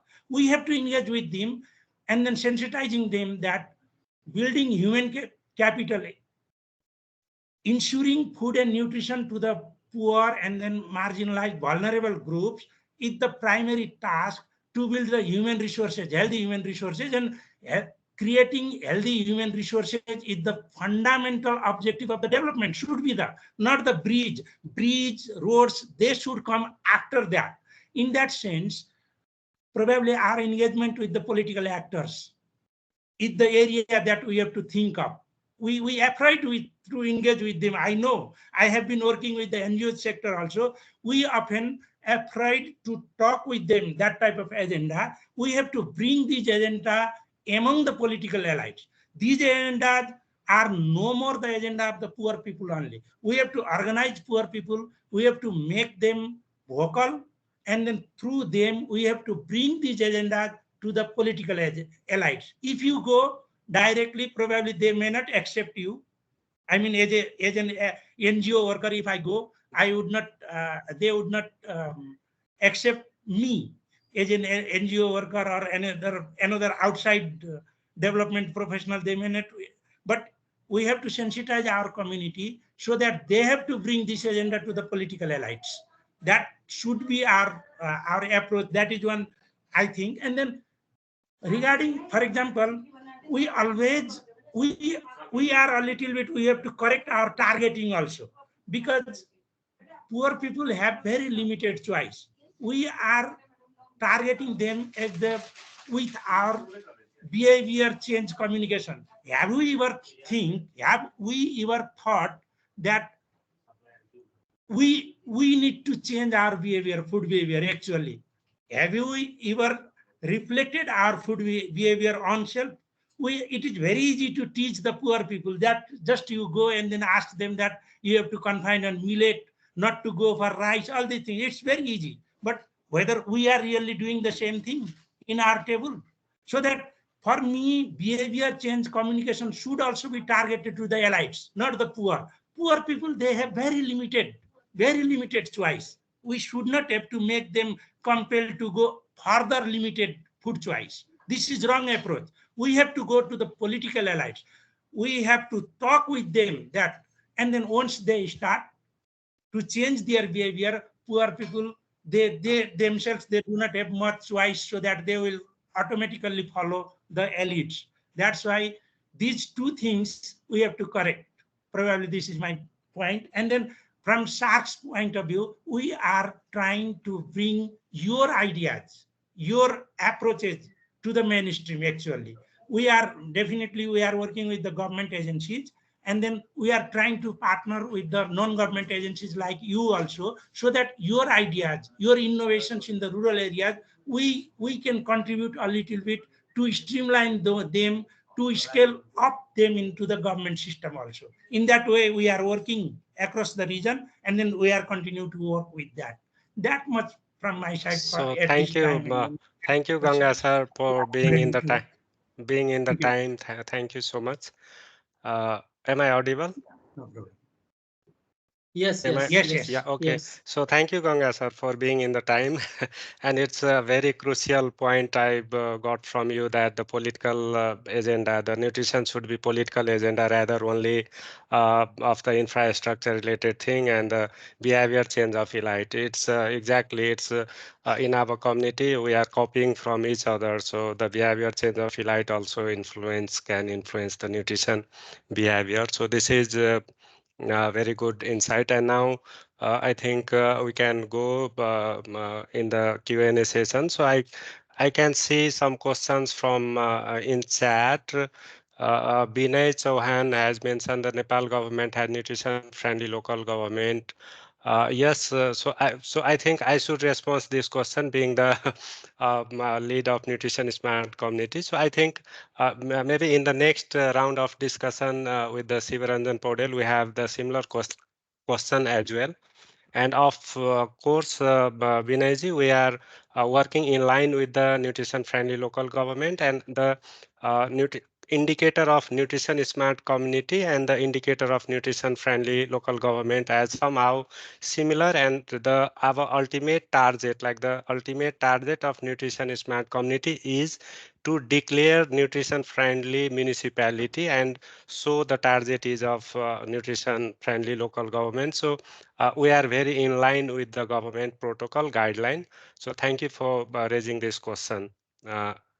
The next question I could see here is, can biofortification using plant breeding for selected trait be the answer for tackling nutrition deficiency in malnourished children? So I think Dipanju, maybe, I have responded to that in chat itself, so that we don't waste much time. okay. Yeah, okay. So it is already responded, so I'll not go in detail. And the next question, I think there is no more questions. There are some comments, some suggestions, some inputs. So yeah, so it's if and also there is no hand raised. So if So there is yeah, no, one thing, Dipendra ji. yeah, Yunus sir, please. So thank you very much, Dipendra ji, for giving the floor. So actually, we are very much pleased to join here today, as well as lot of, And you are most welcome as well, Yunus sir. yeah, lot of learned people with us, especially Dr. Ganga and others, government of Nepal also. Some valuable person I saw there, yeah, including I also saw that Shakib Bhai with us. So everyone, thank you very much and very good afternoon and Assalamu alaikum. So actually, I visited World Hunger Hilfi activities, not only Bangladesh, Nepal also. So I saw that a lot of best practices as well as best technology also. So actually that technology we can promote among the SARC member state, focusing on nutrition sensitive food system. So actually my question is how integrate those best practice or best technology among the SARC member state by using SARC platform. Thank you very much. Thank you, Yunus sir. I think Ganga sir should respond this question. So over to you, Ganga sir. You are muted. Ganga sir, you are muted. Please unmute.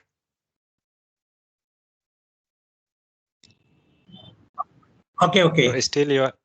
Yeah. Yeah. Now, I guess Yeah, now, okay. yeah. Now you are unmuted. Please go ahead, sir. Yeah. Okay. Yeah, I think the way that we are trying to bring together the non-government actors who are working innovatively in food systems, overall food systems, different dimension of food systems,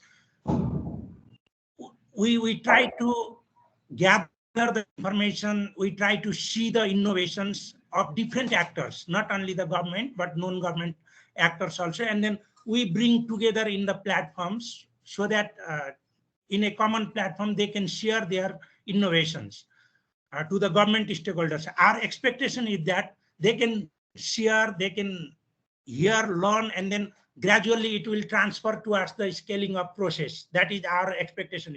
In that sense, for example, this year also, very soon, we are going to organize a joint workshop, consultative workshop in Bangladesh with World Hunger Help regarding community, nutrition sensitive community development approach, something like that. In that theme, we are going to organize the consultative workshop where the government stakeholders from 8 member states will participate. At the same time, other local actors in Bangladesh where they are working in that approach, and then WHH also, of course. We will share together our experiences so that the government stakeholders, government policy makers, they can learn something from your experiences, and then that is what we try to facilitate the process of scaling up. That is our role, is there. We are bridging these two sectors. They are generally, they are working parallelly. That is our role, and then we will do on that way. Similarly, we can organize training program also. For example, if you are expert in that field, and then we can invite the government stakeholders so that you can share your expertise with them in through trainings as well. These two windows we have. In that way, we can translate, we can share the ideas. Thank you. Yeah. Thank you, Thank you Ganga very sir. much, Dr. Ganga. Actually, it is right. So if you go long-term vision, actually training consultation meeting is the short-term vision. So if you go the long-term vision, we can make a joint proposal. Yeah, and not only SDF, we can seek other donor also involving World Hunger Help. It will be good for the members to participate. That is true. We can do this. Yeah. Yes. We Okay, can thank you very much. also. Thank you. I agree with you. Thank you, Yunus sir and I Ganga think sir, and it's a very. Our another colleague was also raising hand. I think maybe Sikandar Saab. Sikandar Saab. He could not press on the Can you raise hear hand, me, but he sir? was raising like this. Can you hear me, sir? Yeah, Yes, yes, yes. please go ahead. Hello? Yes, sir. Can you Yes, hear me, you are sir? audible.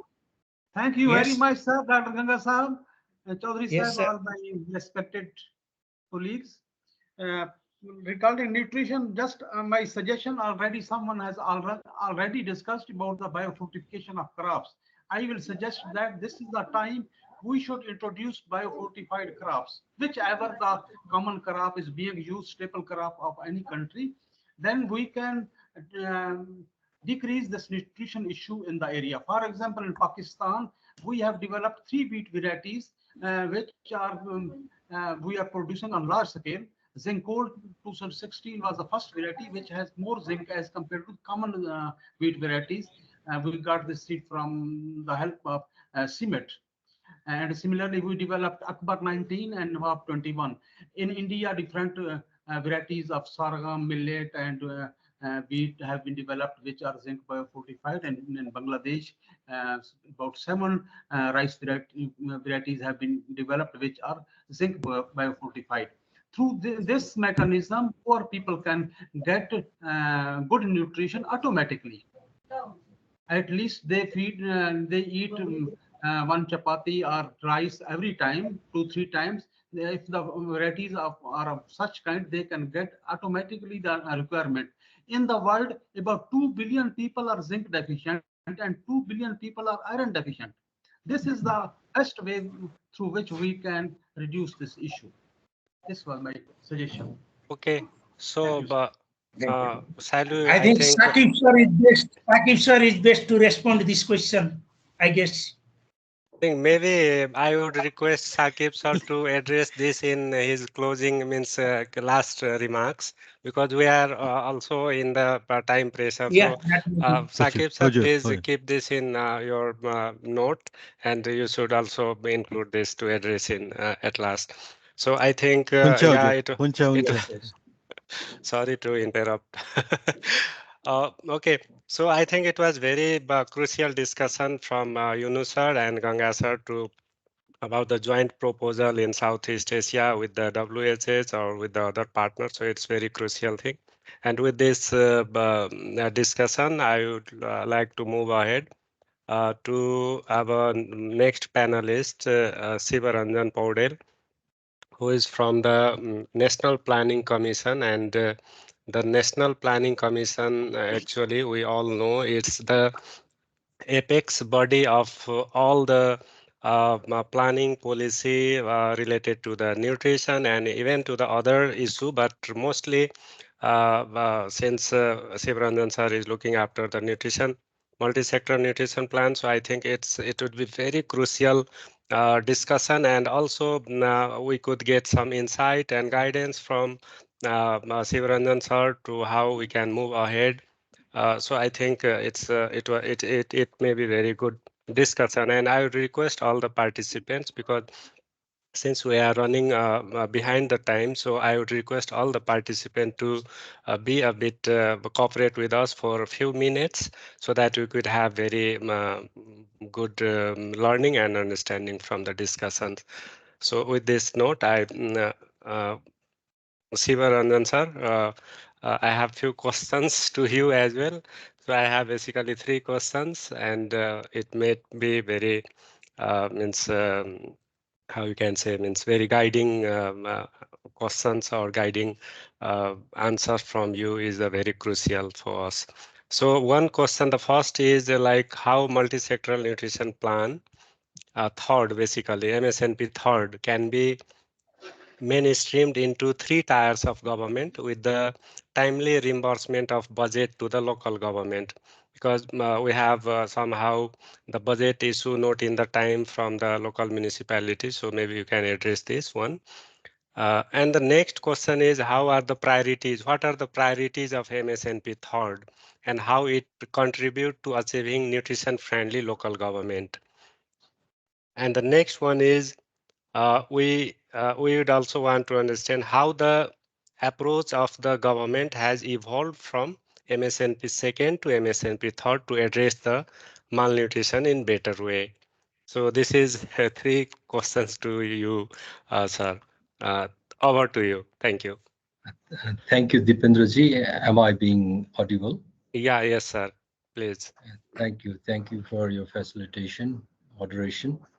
Um, First of all, I would like to thank the organizer, World Hunger Health, for inviting us in this dialogue, which is a very good opportunity to learn from diverse field, seasoned practitioners, researchers, academicians, and activists and change agents that who are working in the field of food systems for the betterment of nutrition outcomes.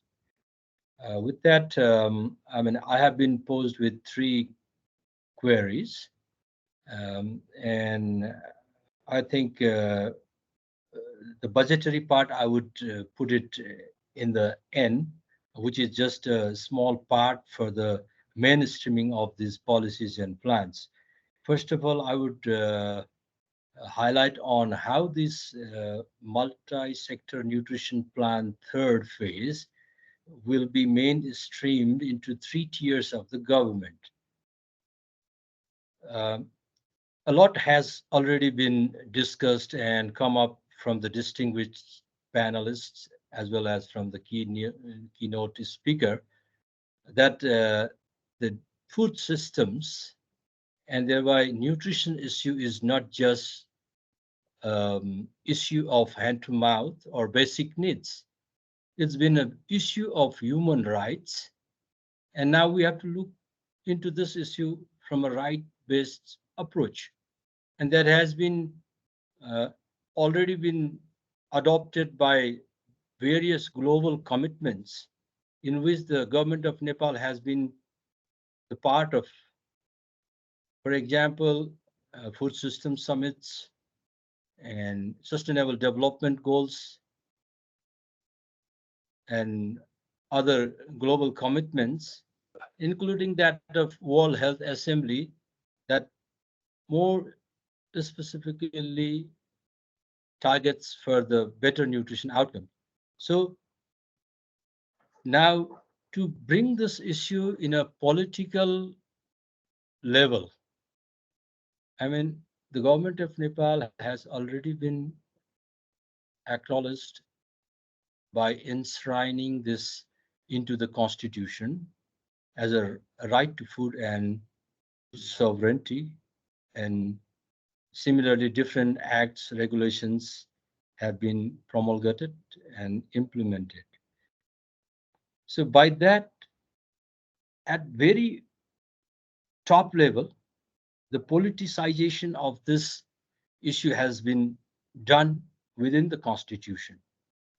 Now, how we can do this at the different levels of government is the issue of political issue means how these is undertaken into policy frameworks and thereby into the different periodic plans or annual plans and then budgetary programming and then to the activity level.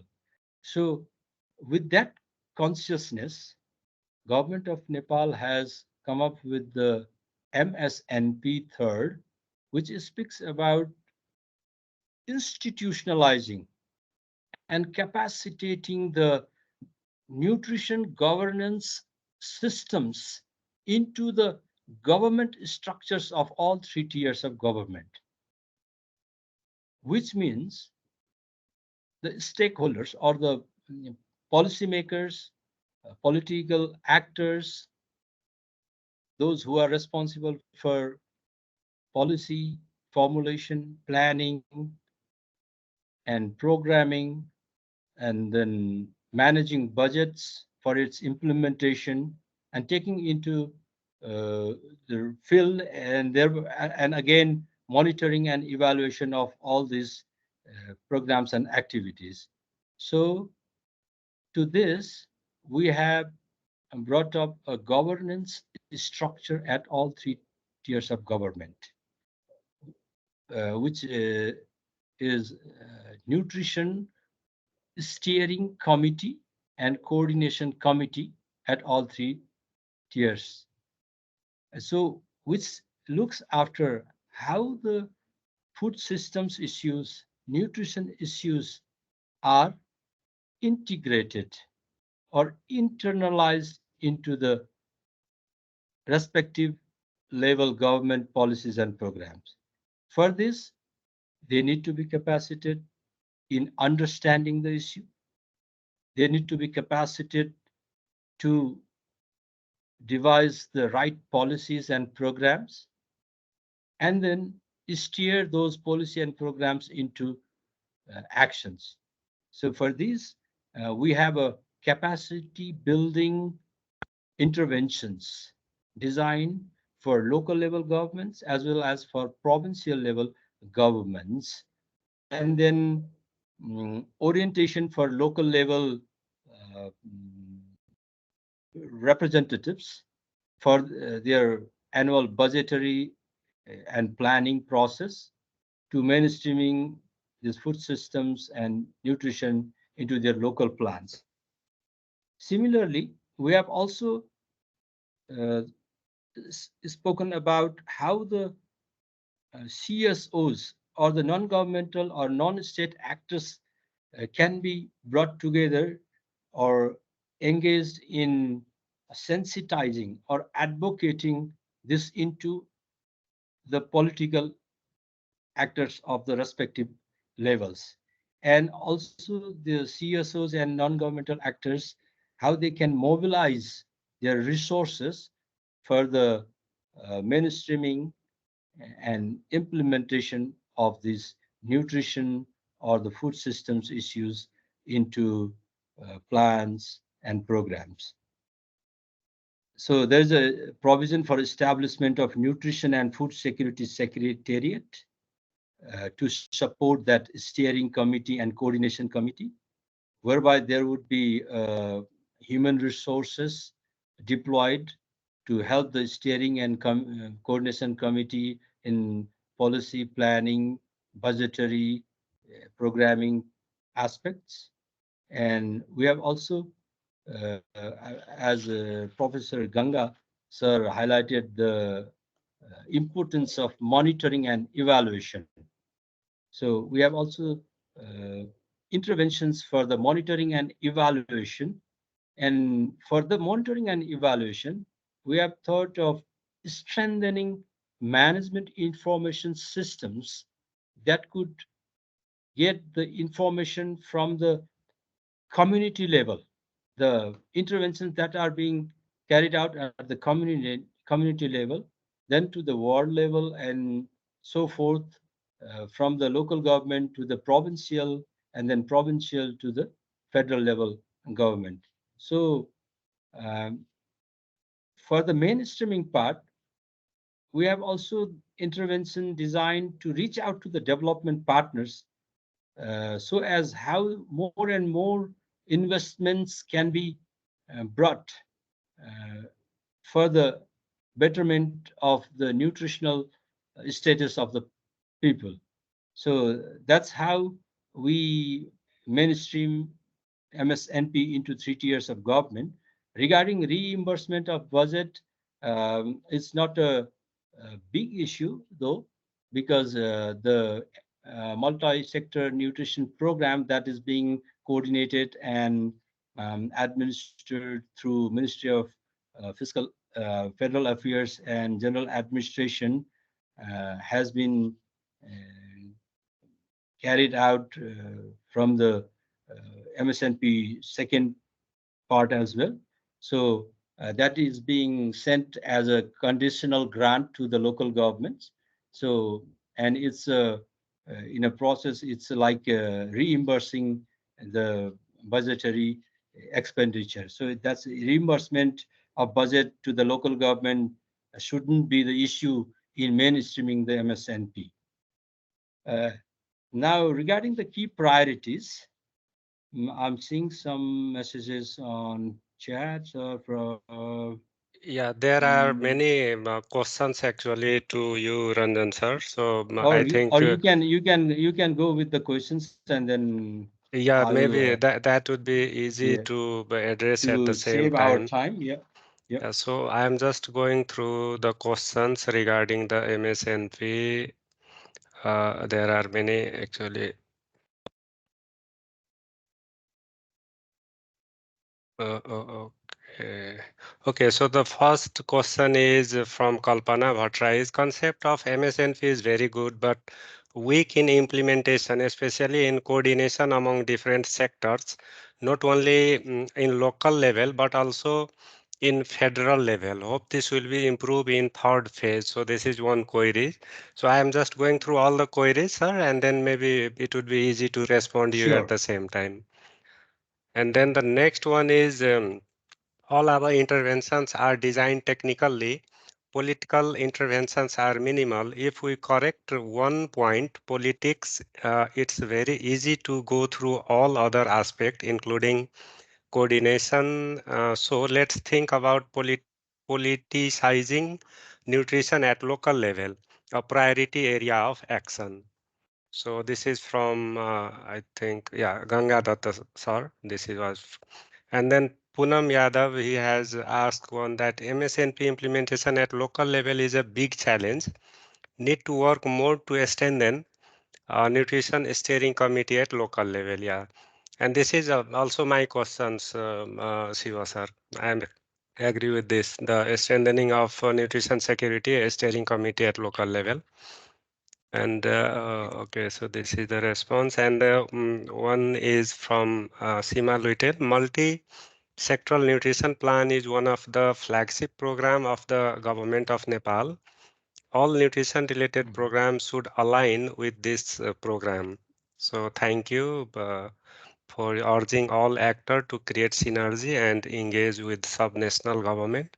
Localization of MSNP at local and localization of food system should be key agenda to contribute SDG targets. So this is the questions. And along with this question, so I have also one question. So Yeah. I will also, so basically at the ground, sir, what I have observed and what I have means during the review meetings of that MSNP at the province level and the federal level, what is mostly discussed is that MSNP is only distribution oriented program. This is since it need to be more nutrition sensitive, but it is only the distribution and particularly in the health sector like some eggs, some chickens, or some seeds distribution. So it is only focusing on distribution, not on the community at the community mobilization level. So how we can integrate or how we can improve in the third MSNP third. So this is from my side. So thank you, sir. So you can over to you. Okay, thank you, Dipendraji. I may not answer the questions individually, but I will put up my thoughts Yeah, on what you of have course. raised. Uh, Regarding the coordination, yes, it's been a big issue, and with the implementation of two multi-sector nutrition plans over the decade, uh, we have come to learn about the strengthening of our coordination mechanisms and coordination among all the stakeholders, coordination among the different levels of the government. That's true, but it's not very weak that we haven't been able to achieve outcomes. If you could see the data or the statistics, it shows that definitely there has been improvement in the nutrition outcomes. Had there not been better coordination, or say to some extent, how these outcomes would have been achieved. Achieved. Yeah. So it's not about lack of, it's about strengthening how we can more improve our Yeah. coordination so that all the stakeholders, including government and non-state actors, put up their resources or energy or efforts to bring about synergy that brings better outcomes. So as to say, meeting the targets, global commitments, and even the national targets. So for this, and what our Ganga sir has read about the politicizing, that's what I was speaking earlier. Politicizing, or the political, in this sense, by the program that is being implemented by the government, is about how the policies are framed, how the idea of the policies come up within the government structure, and how these are framed, whether the stakeholders or the target groups or beneficiaries are participated in a meaningful way in the formulation of this process, in the formulation of the plans, in the formulation of budget and programs. So this is what the politicizing means. And uh, even at the implementation level, whether these beneficiaries are taken into account, whether they know what are being implemented for their betterment, and how they have their say on this. Not only that, even after the implementation, we do monitoring and evaluation whether these uh, target groups are considered. So all these aspects of politicizing, from policy making to implementation and monitoring and evaluation, MSNP third speaks about the nutrition friendly governance structure. And that's at different levels. At the steering level, that gives strategic direction and for the policy planning and programming. At the coordinating level, that gives direction for the implementing actors. And at the ward or community level, there's also a nutrition government implementing coordination committee, which was not present in the past MSNP. So this is also innovative approach in the political sphere for politicizing the issue into the nutritional governance. And I would give an evidence for this.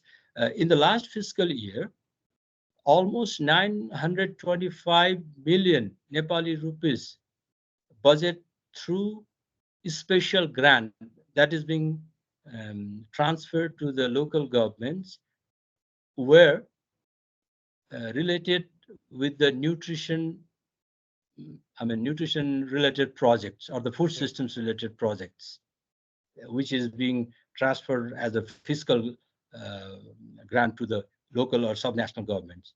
So uh, to some extent, there has been awareness and understanding at the political or the policymakers at the subnational levels. They have been clear. There have been a clear indication that they are now demanding for such kind of programs and projects. But now, whether that is on an ad hoc basis or has been institutionalized into the system. So our objective is to institutionalize within the governance structure. So that's what how we have been thinking of. And about the Sunita Little flagship programs and how the different actors could be brought. My third question was how this MSNP third has evolved over the period.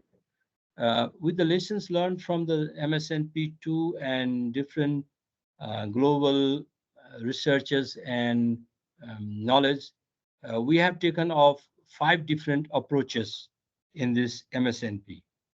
I think which would address the queries you have put up. One is life cycle approach. Earlier, our focus was on um, children under 5 years of age, lactating and pregnant women, and then adolescent girls.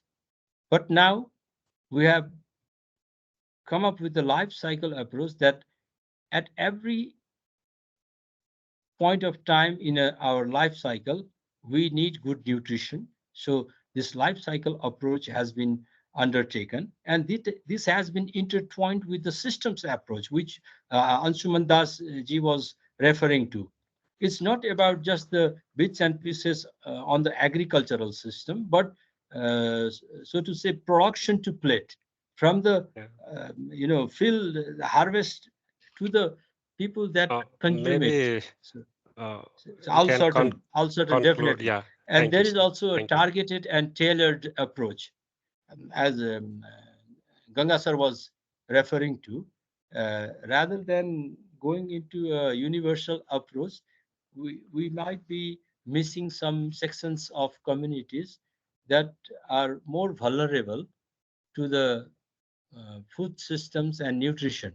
So we need some targeted and tailored approach, which was a kind of practiced as a what to say, piloted or in MSNP2 for a community called Chepang in 4 of the districts.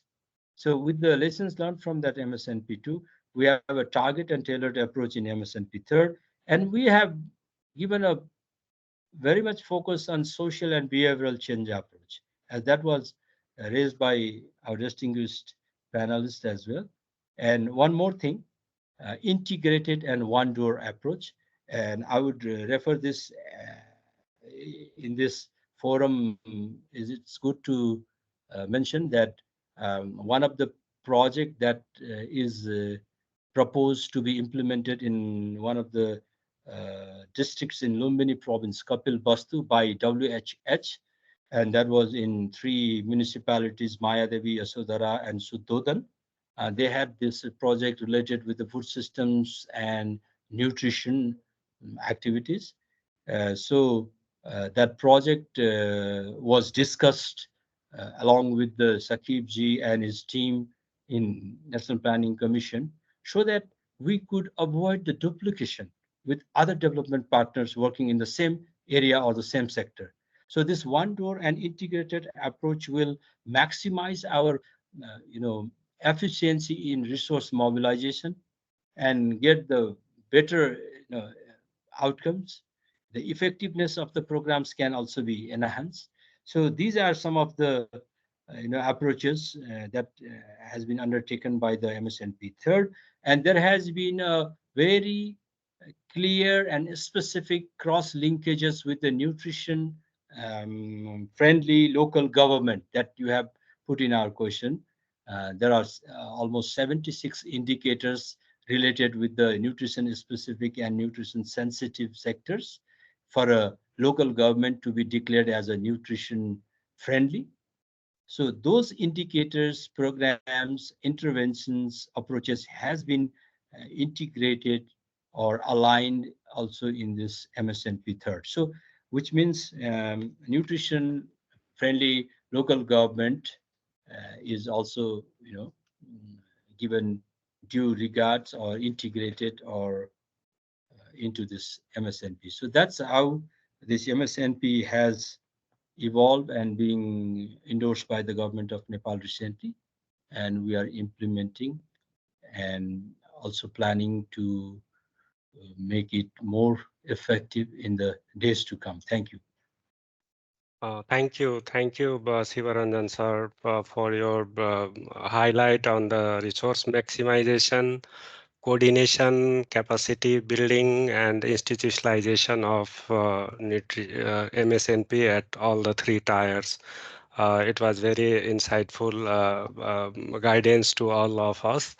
And with this note, I think now we are also running behind the time. So I would like to request now to Sakib sir for summarizing of all this discussion and also the closing of this today's dialogue.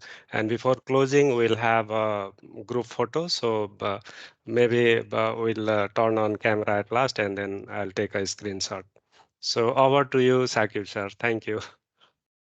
Thank you very much, Dipender ji. It was such an enriching discussion that I see that throughout the panel discussion, throughout this session, around 50 people have been there. So people are not getting bored, people are not moving out. That kind of validates the kind of content shared by the panelists. I'm kind of very thankful to Ganga ji, Anshu, Uma ji, Shivranjan sir, Atul sir. I mean, the kind of perspective they have brought in has opened up a new kind of thinking in terms of way forward. But let me give you one small example from my recent visit to Jumla. It is one of the remotest areas, Atulji, for you also. And I was seated with a woman in the community, and I was very I mean, like a development practitioner, I was very fascinated about local food, and we were talking about it. And then I asked her, do you grow some local food, kodo and all? She said, yes, I grow it. Do you eat it? She said, no, no, I don't eat it. Then my next question was, why don't you eat it? The answer was so simple, so innocent. She says that if I sell 2 kilos of kodo, I can get 10 kilos of rice. As simple as that, you have to understand. So these poor people are smart, these food insecure people are smart. One of the basic challenges they face is around affordability, that we have to understand.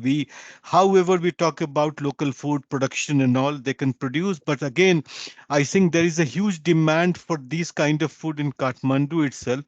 Even if they grow it, they keep it as a bargain that 2 kilos of kodo will ensure the food security for 4 days, whereas 10 kilos of rice will ensure a food security for 10 or 15 days or 7 days, whatever.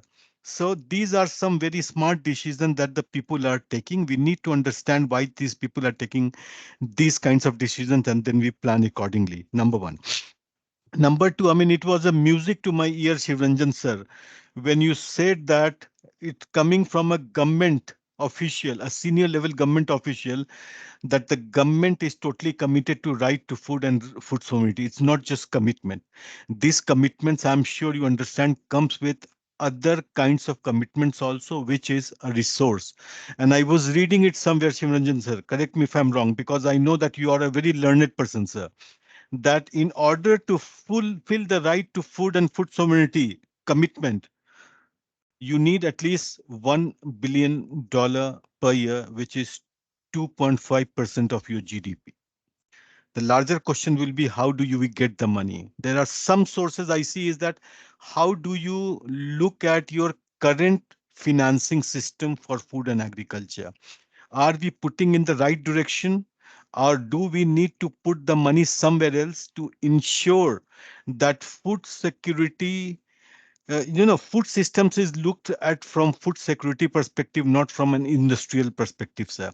So I see lots of potential of refinancing and redirecting your subsidy schemes as well, sir. That's my small suggestion to you. And then, uh, Gangaji, I see lots of optimism in you. And the optimism is very right, that we are moving in, I mean, in the right direction. What we need to do as SARC is that, can we use the platform? It's a regional platform. It's a very robust platform. It's a very powerful platform. So can we use this platform for better knowledge exchange? Can we learn from each other? Some of the good practices from Nepal, from some of the good practices, India, Bangladesh, Pakistan. So there were lots of people from other countries also. How do we learn? How do we do the transfer of technology? And technology, as everybody, Anshu said, it's not about machines. It's about bringing new perspective. It's about bringing new innovations into agriculture. And that, I think, is very, very important, rather than just looking at technology from machine perspective, which is not. We have to have a broader perspective of technology and look at a very important question which Anshu has raised. Let me raise it again. Is technology is an answer to one of your problems you face? Or you're just fascinated about technology for no reasons, or you're trying to solve any problem? That's the first question we should be asking. And again, let me remind you that when we talk about technology, when we talk about introducing new things, are we doing some kind of a do no harm analysis also? Are we replacing the human labor with technology? Are we replacing the agriculture labor with technology? Like in countries like India, Nepal, Bangladesh and all, it's a country wherein 60 to 70% of the people are engaged in agriculture. we should be, and there is a huge scale of unemployment also. So whether this technology is creating more unemployment, or whether this technology is an add-on to the existing system and which facilitates the agriculture, this is one of the question we have to answer. And then Atulji, let me come back to you. You raised a very pertinent question. I don't see any regulations, any guidelines around what is a healthy food, what is an unhealthy food. It's a very tough decision. Like, I'm sure you understand. It's like banning alcohol and banning a cigarette. How do you ensure that the food, the good food and the bad food, the government differentiates between the good food and the bad food, and there is a warning around that, that these are not the healthy foods.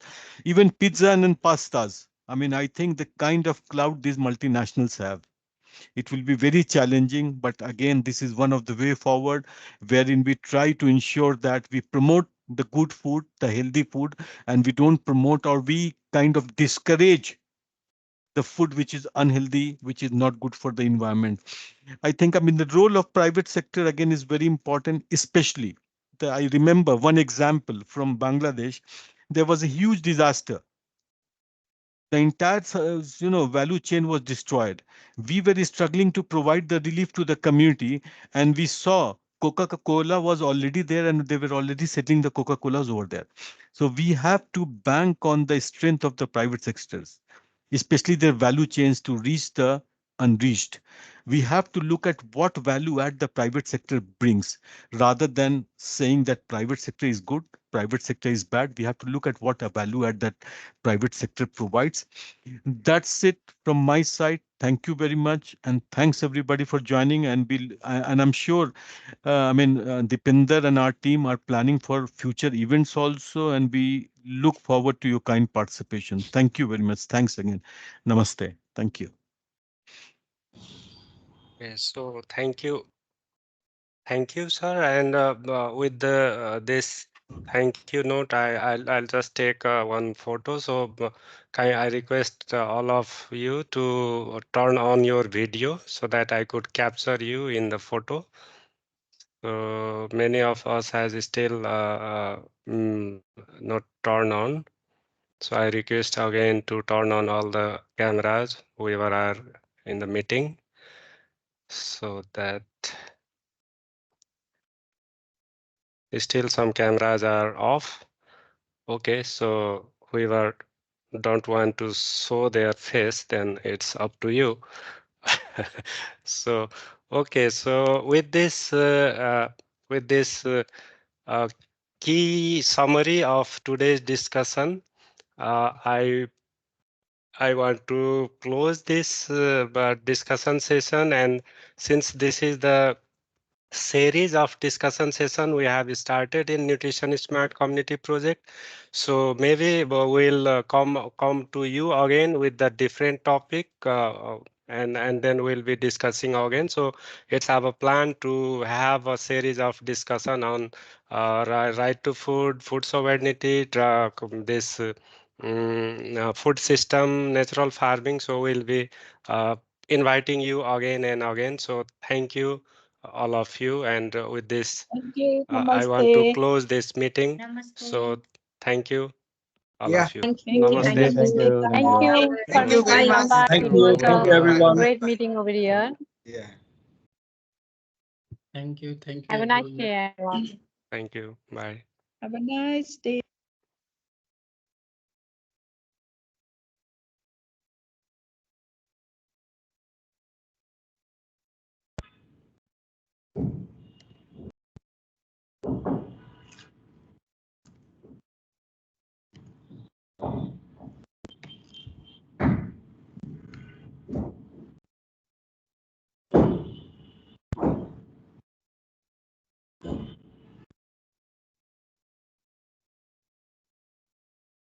Yeah. Tiona.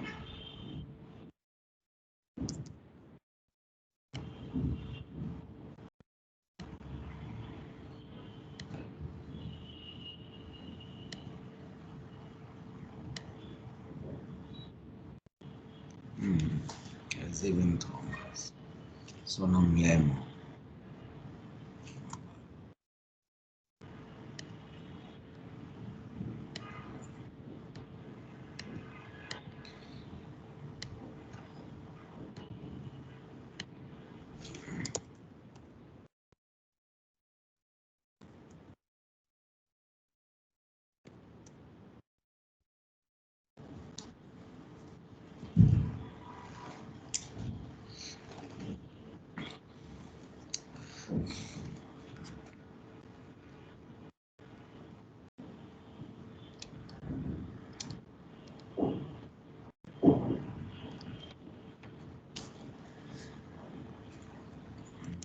find the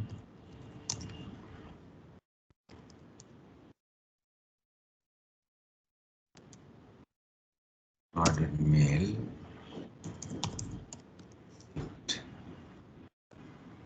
Receipt from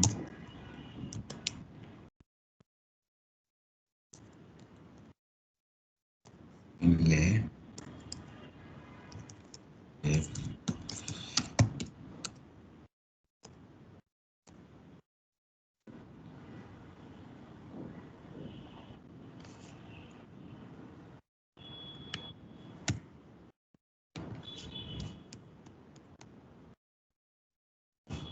regarding the NCT.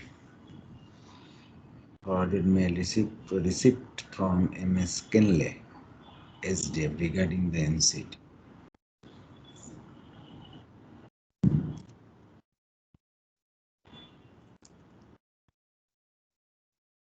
Requesting you all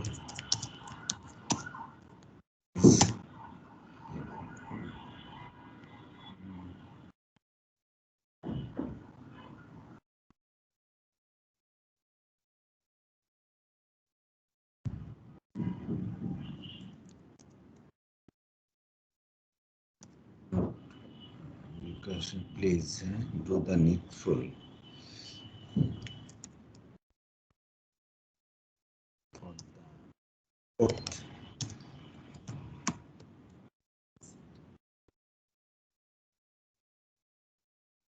for the fourth NCT. Question you all, please do the needful with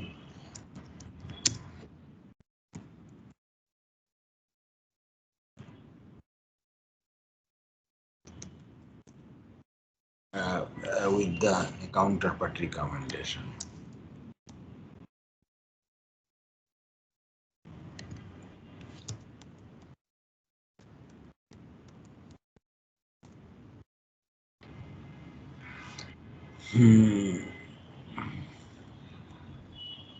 Please find the forwarded mail receipt from MS Kinley SDF regarding the NCT.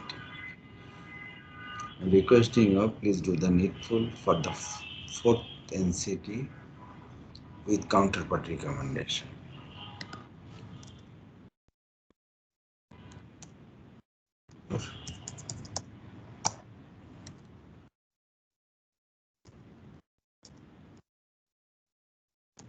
Best convenience.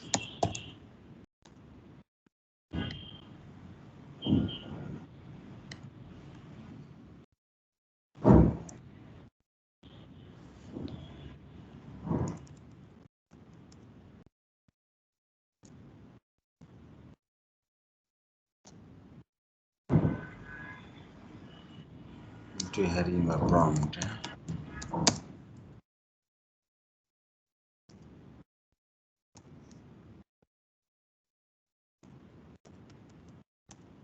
And Dinovaravana, looking for hearing your prompt response, please.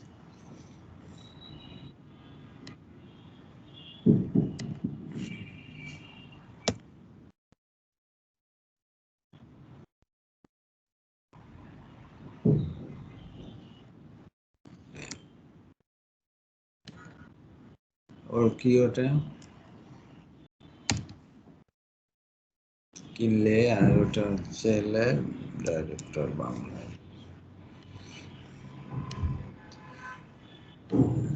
Please find the frauded mail. Receipt from MS Kinley SDF regarding the NCT. I'm requesting you all, please do the needful for the fourth NCT with the counterpart recommendation at your request. Looking forward to hearing your prompt response, please.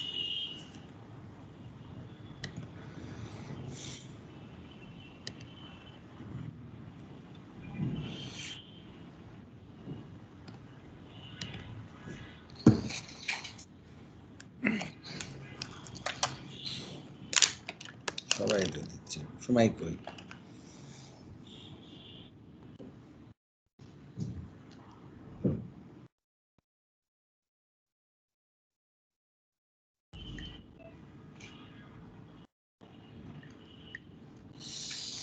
What is this? What is this?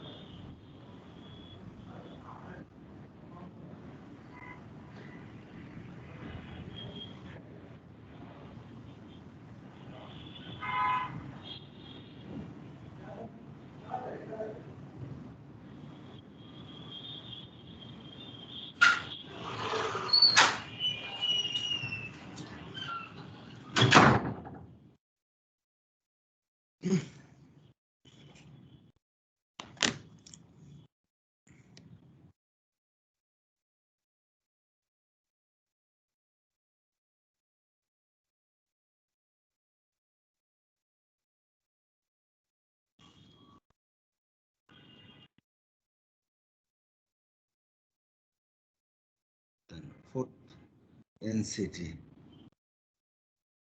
the counterpart recommendation.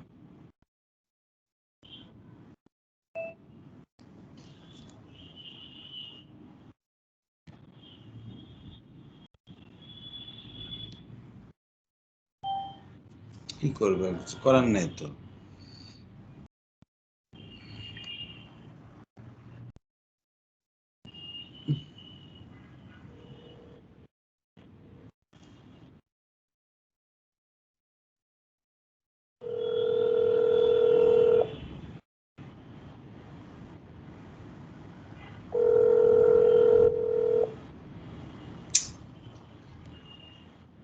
নিয়ে গেছেন ওনারা, ওনাদেরকে করে আমি জানি না আর কি।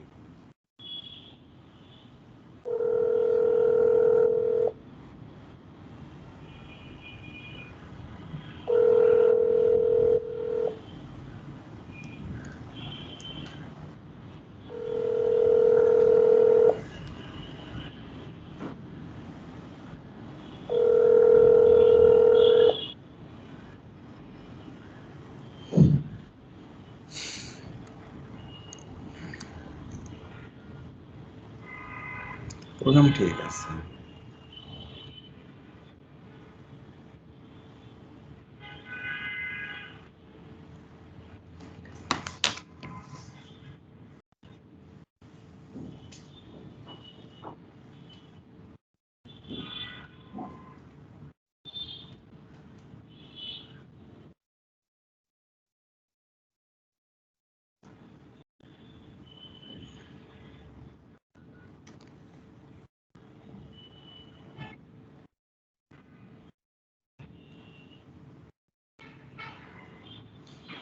Launch.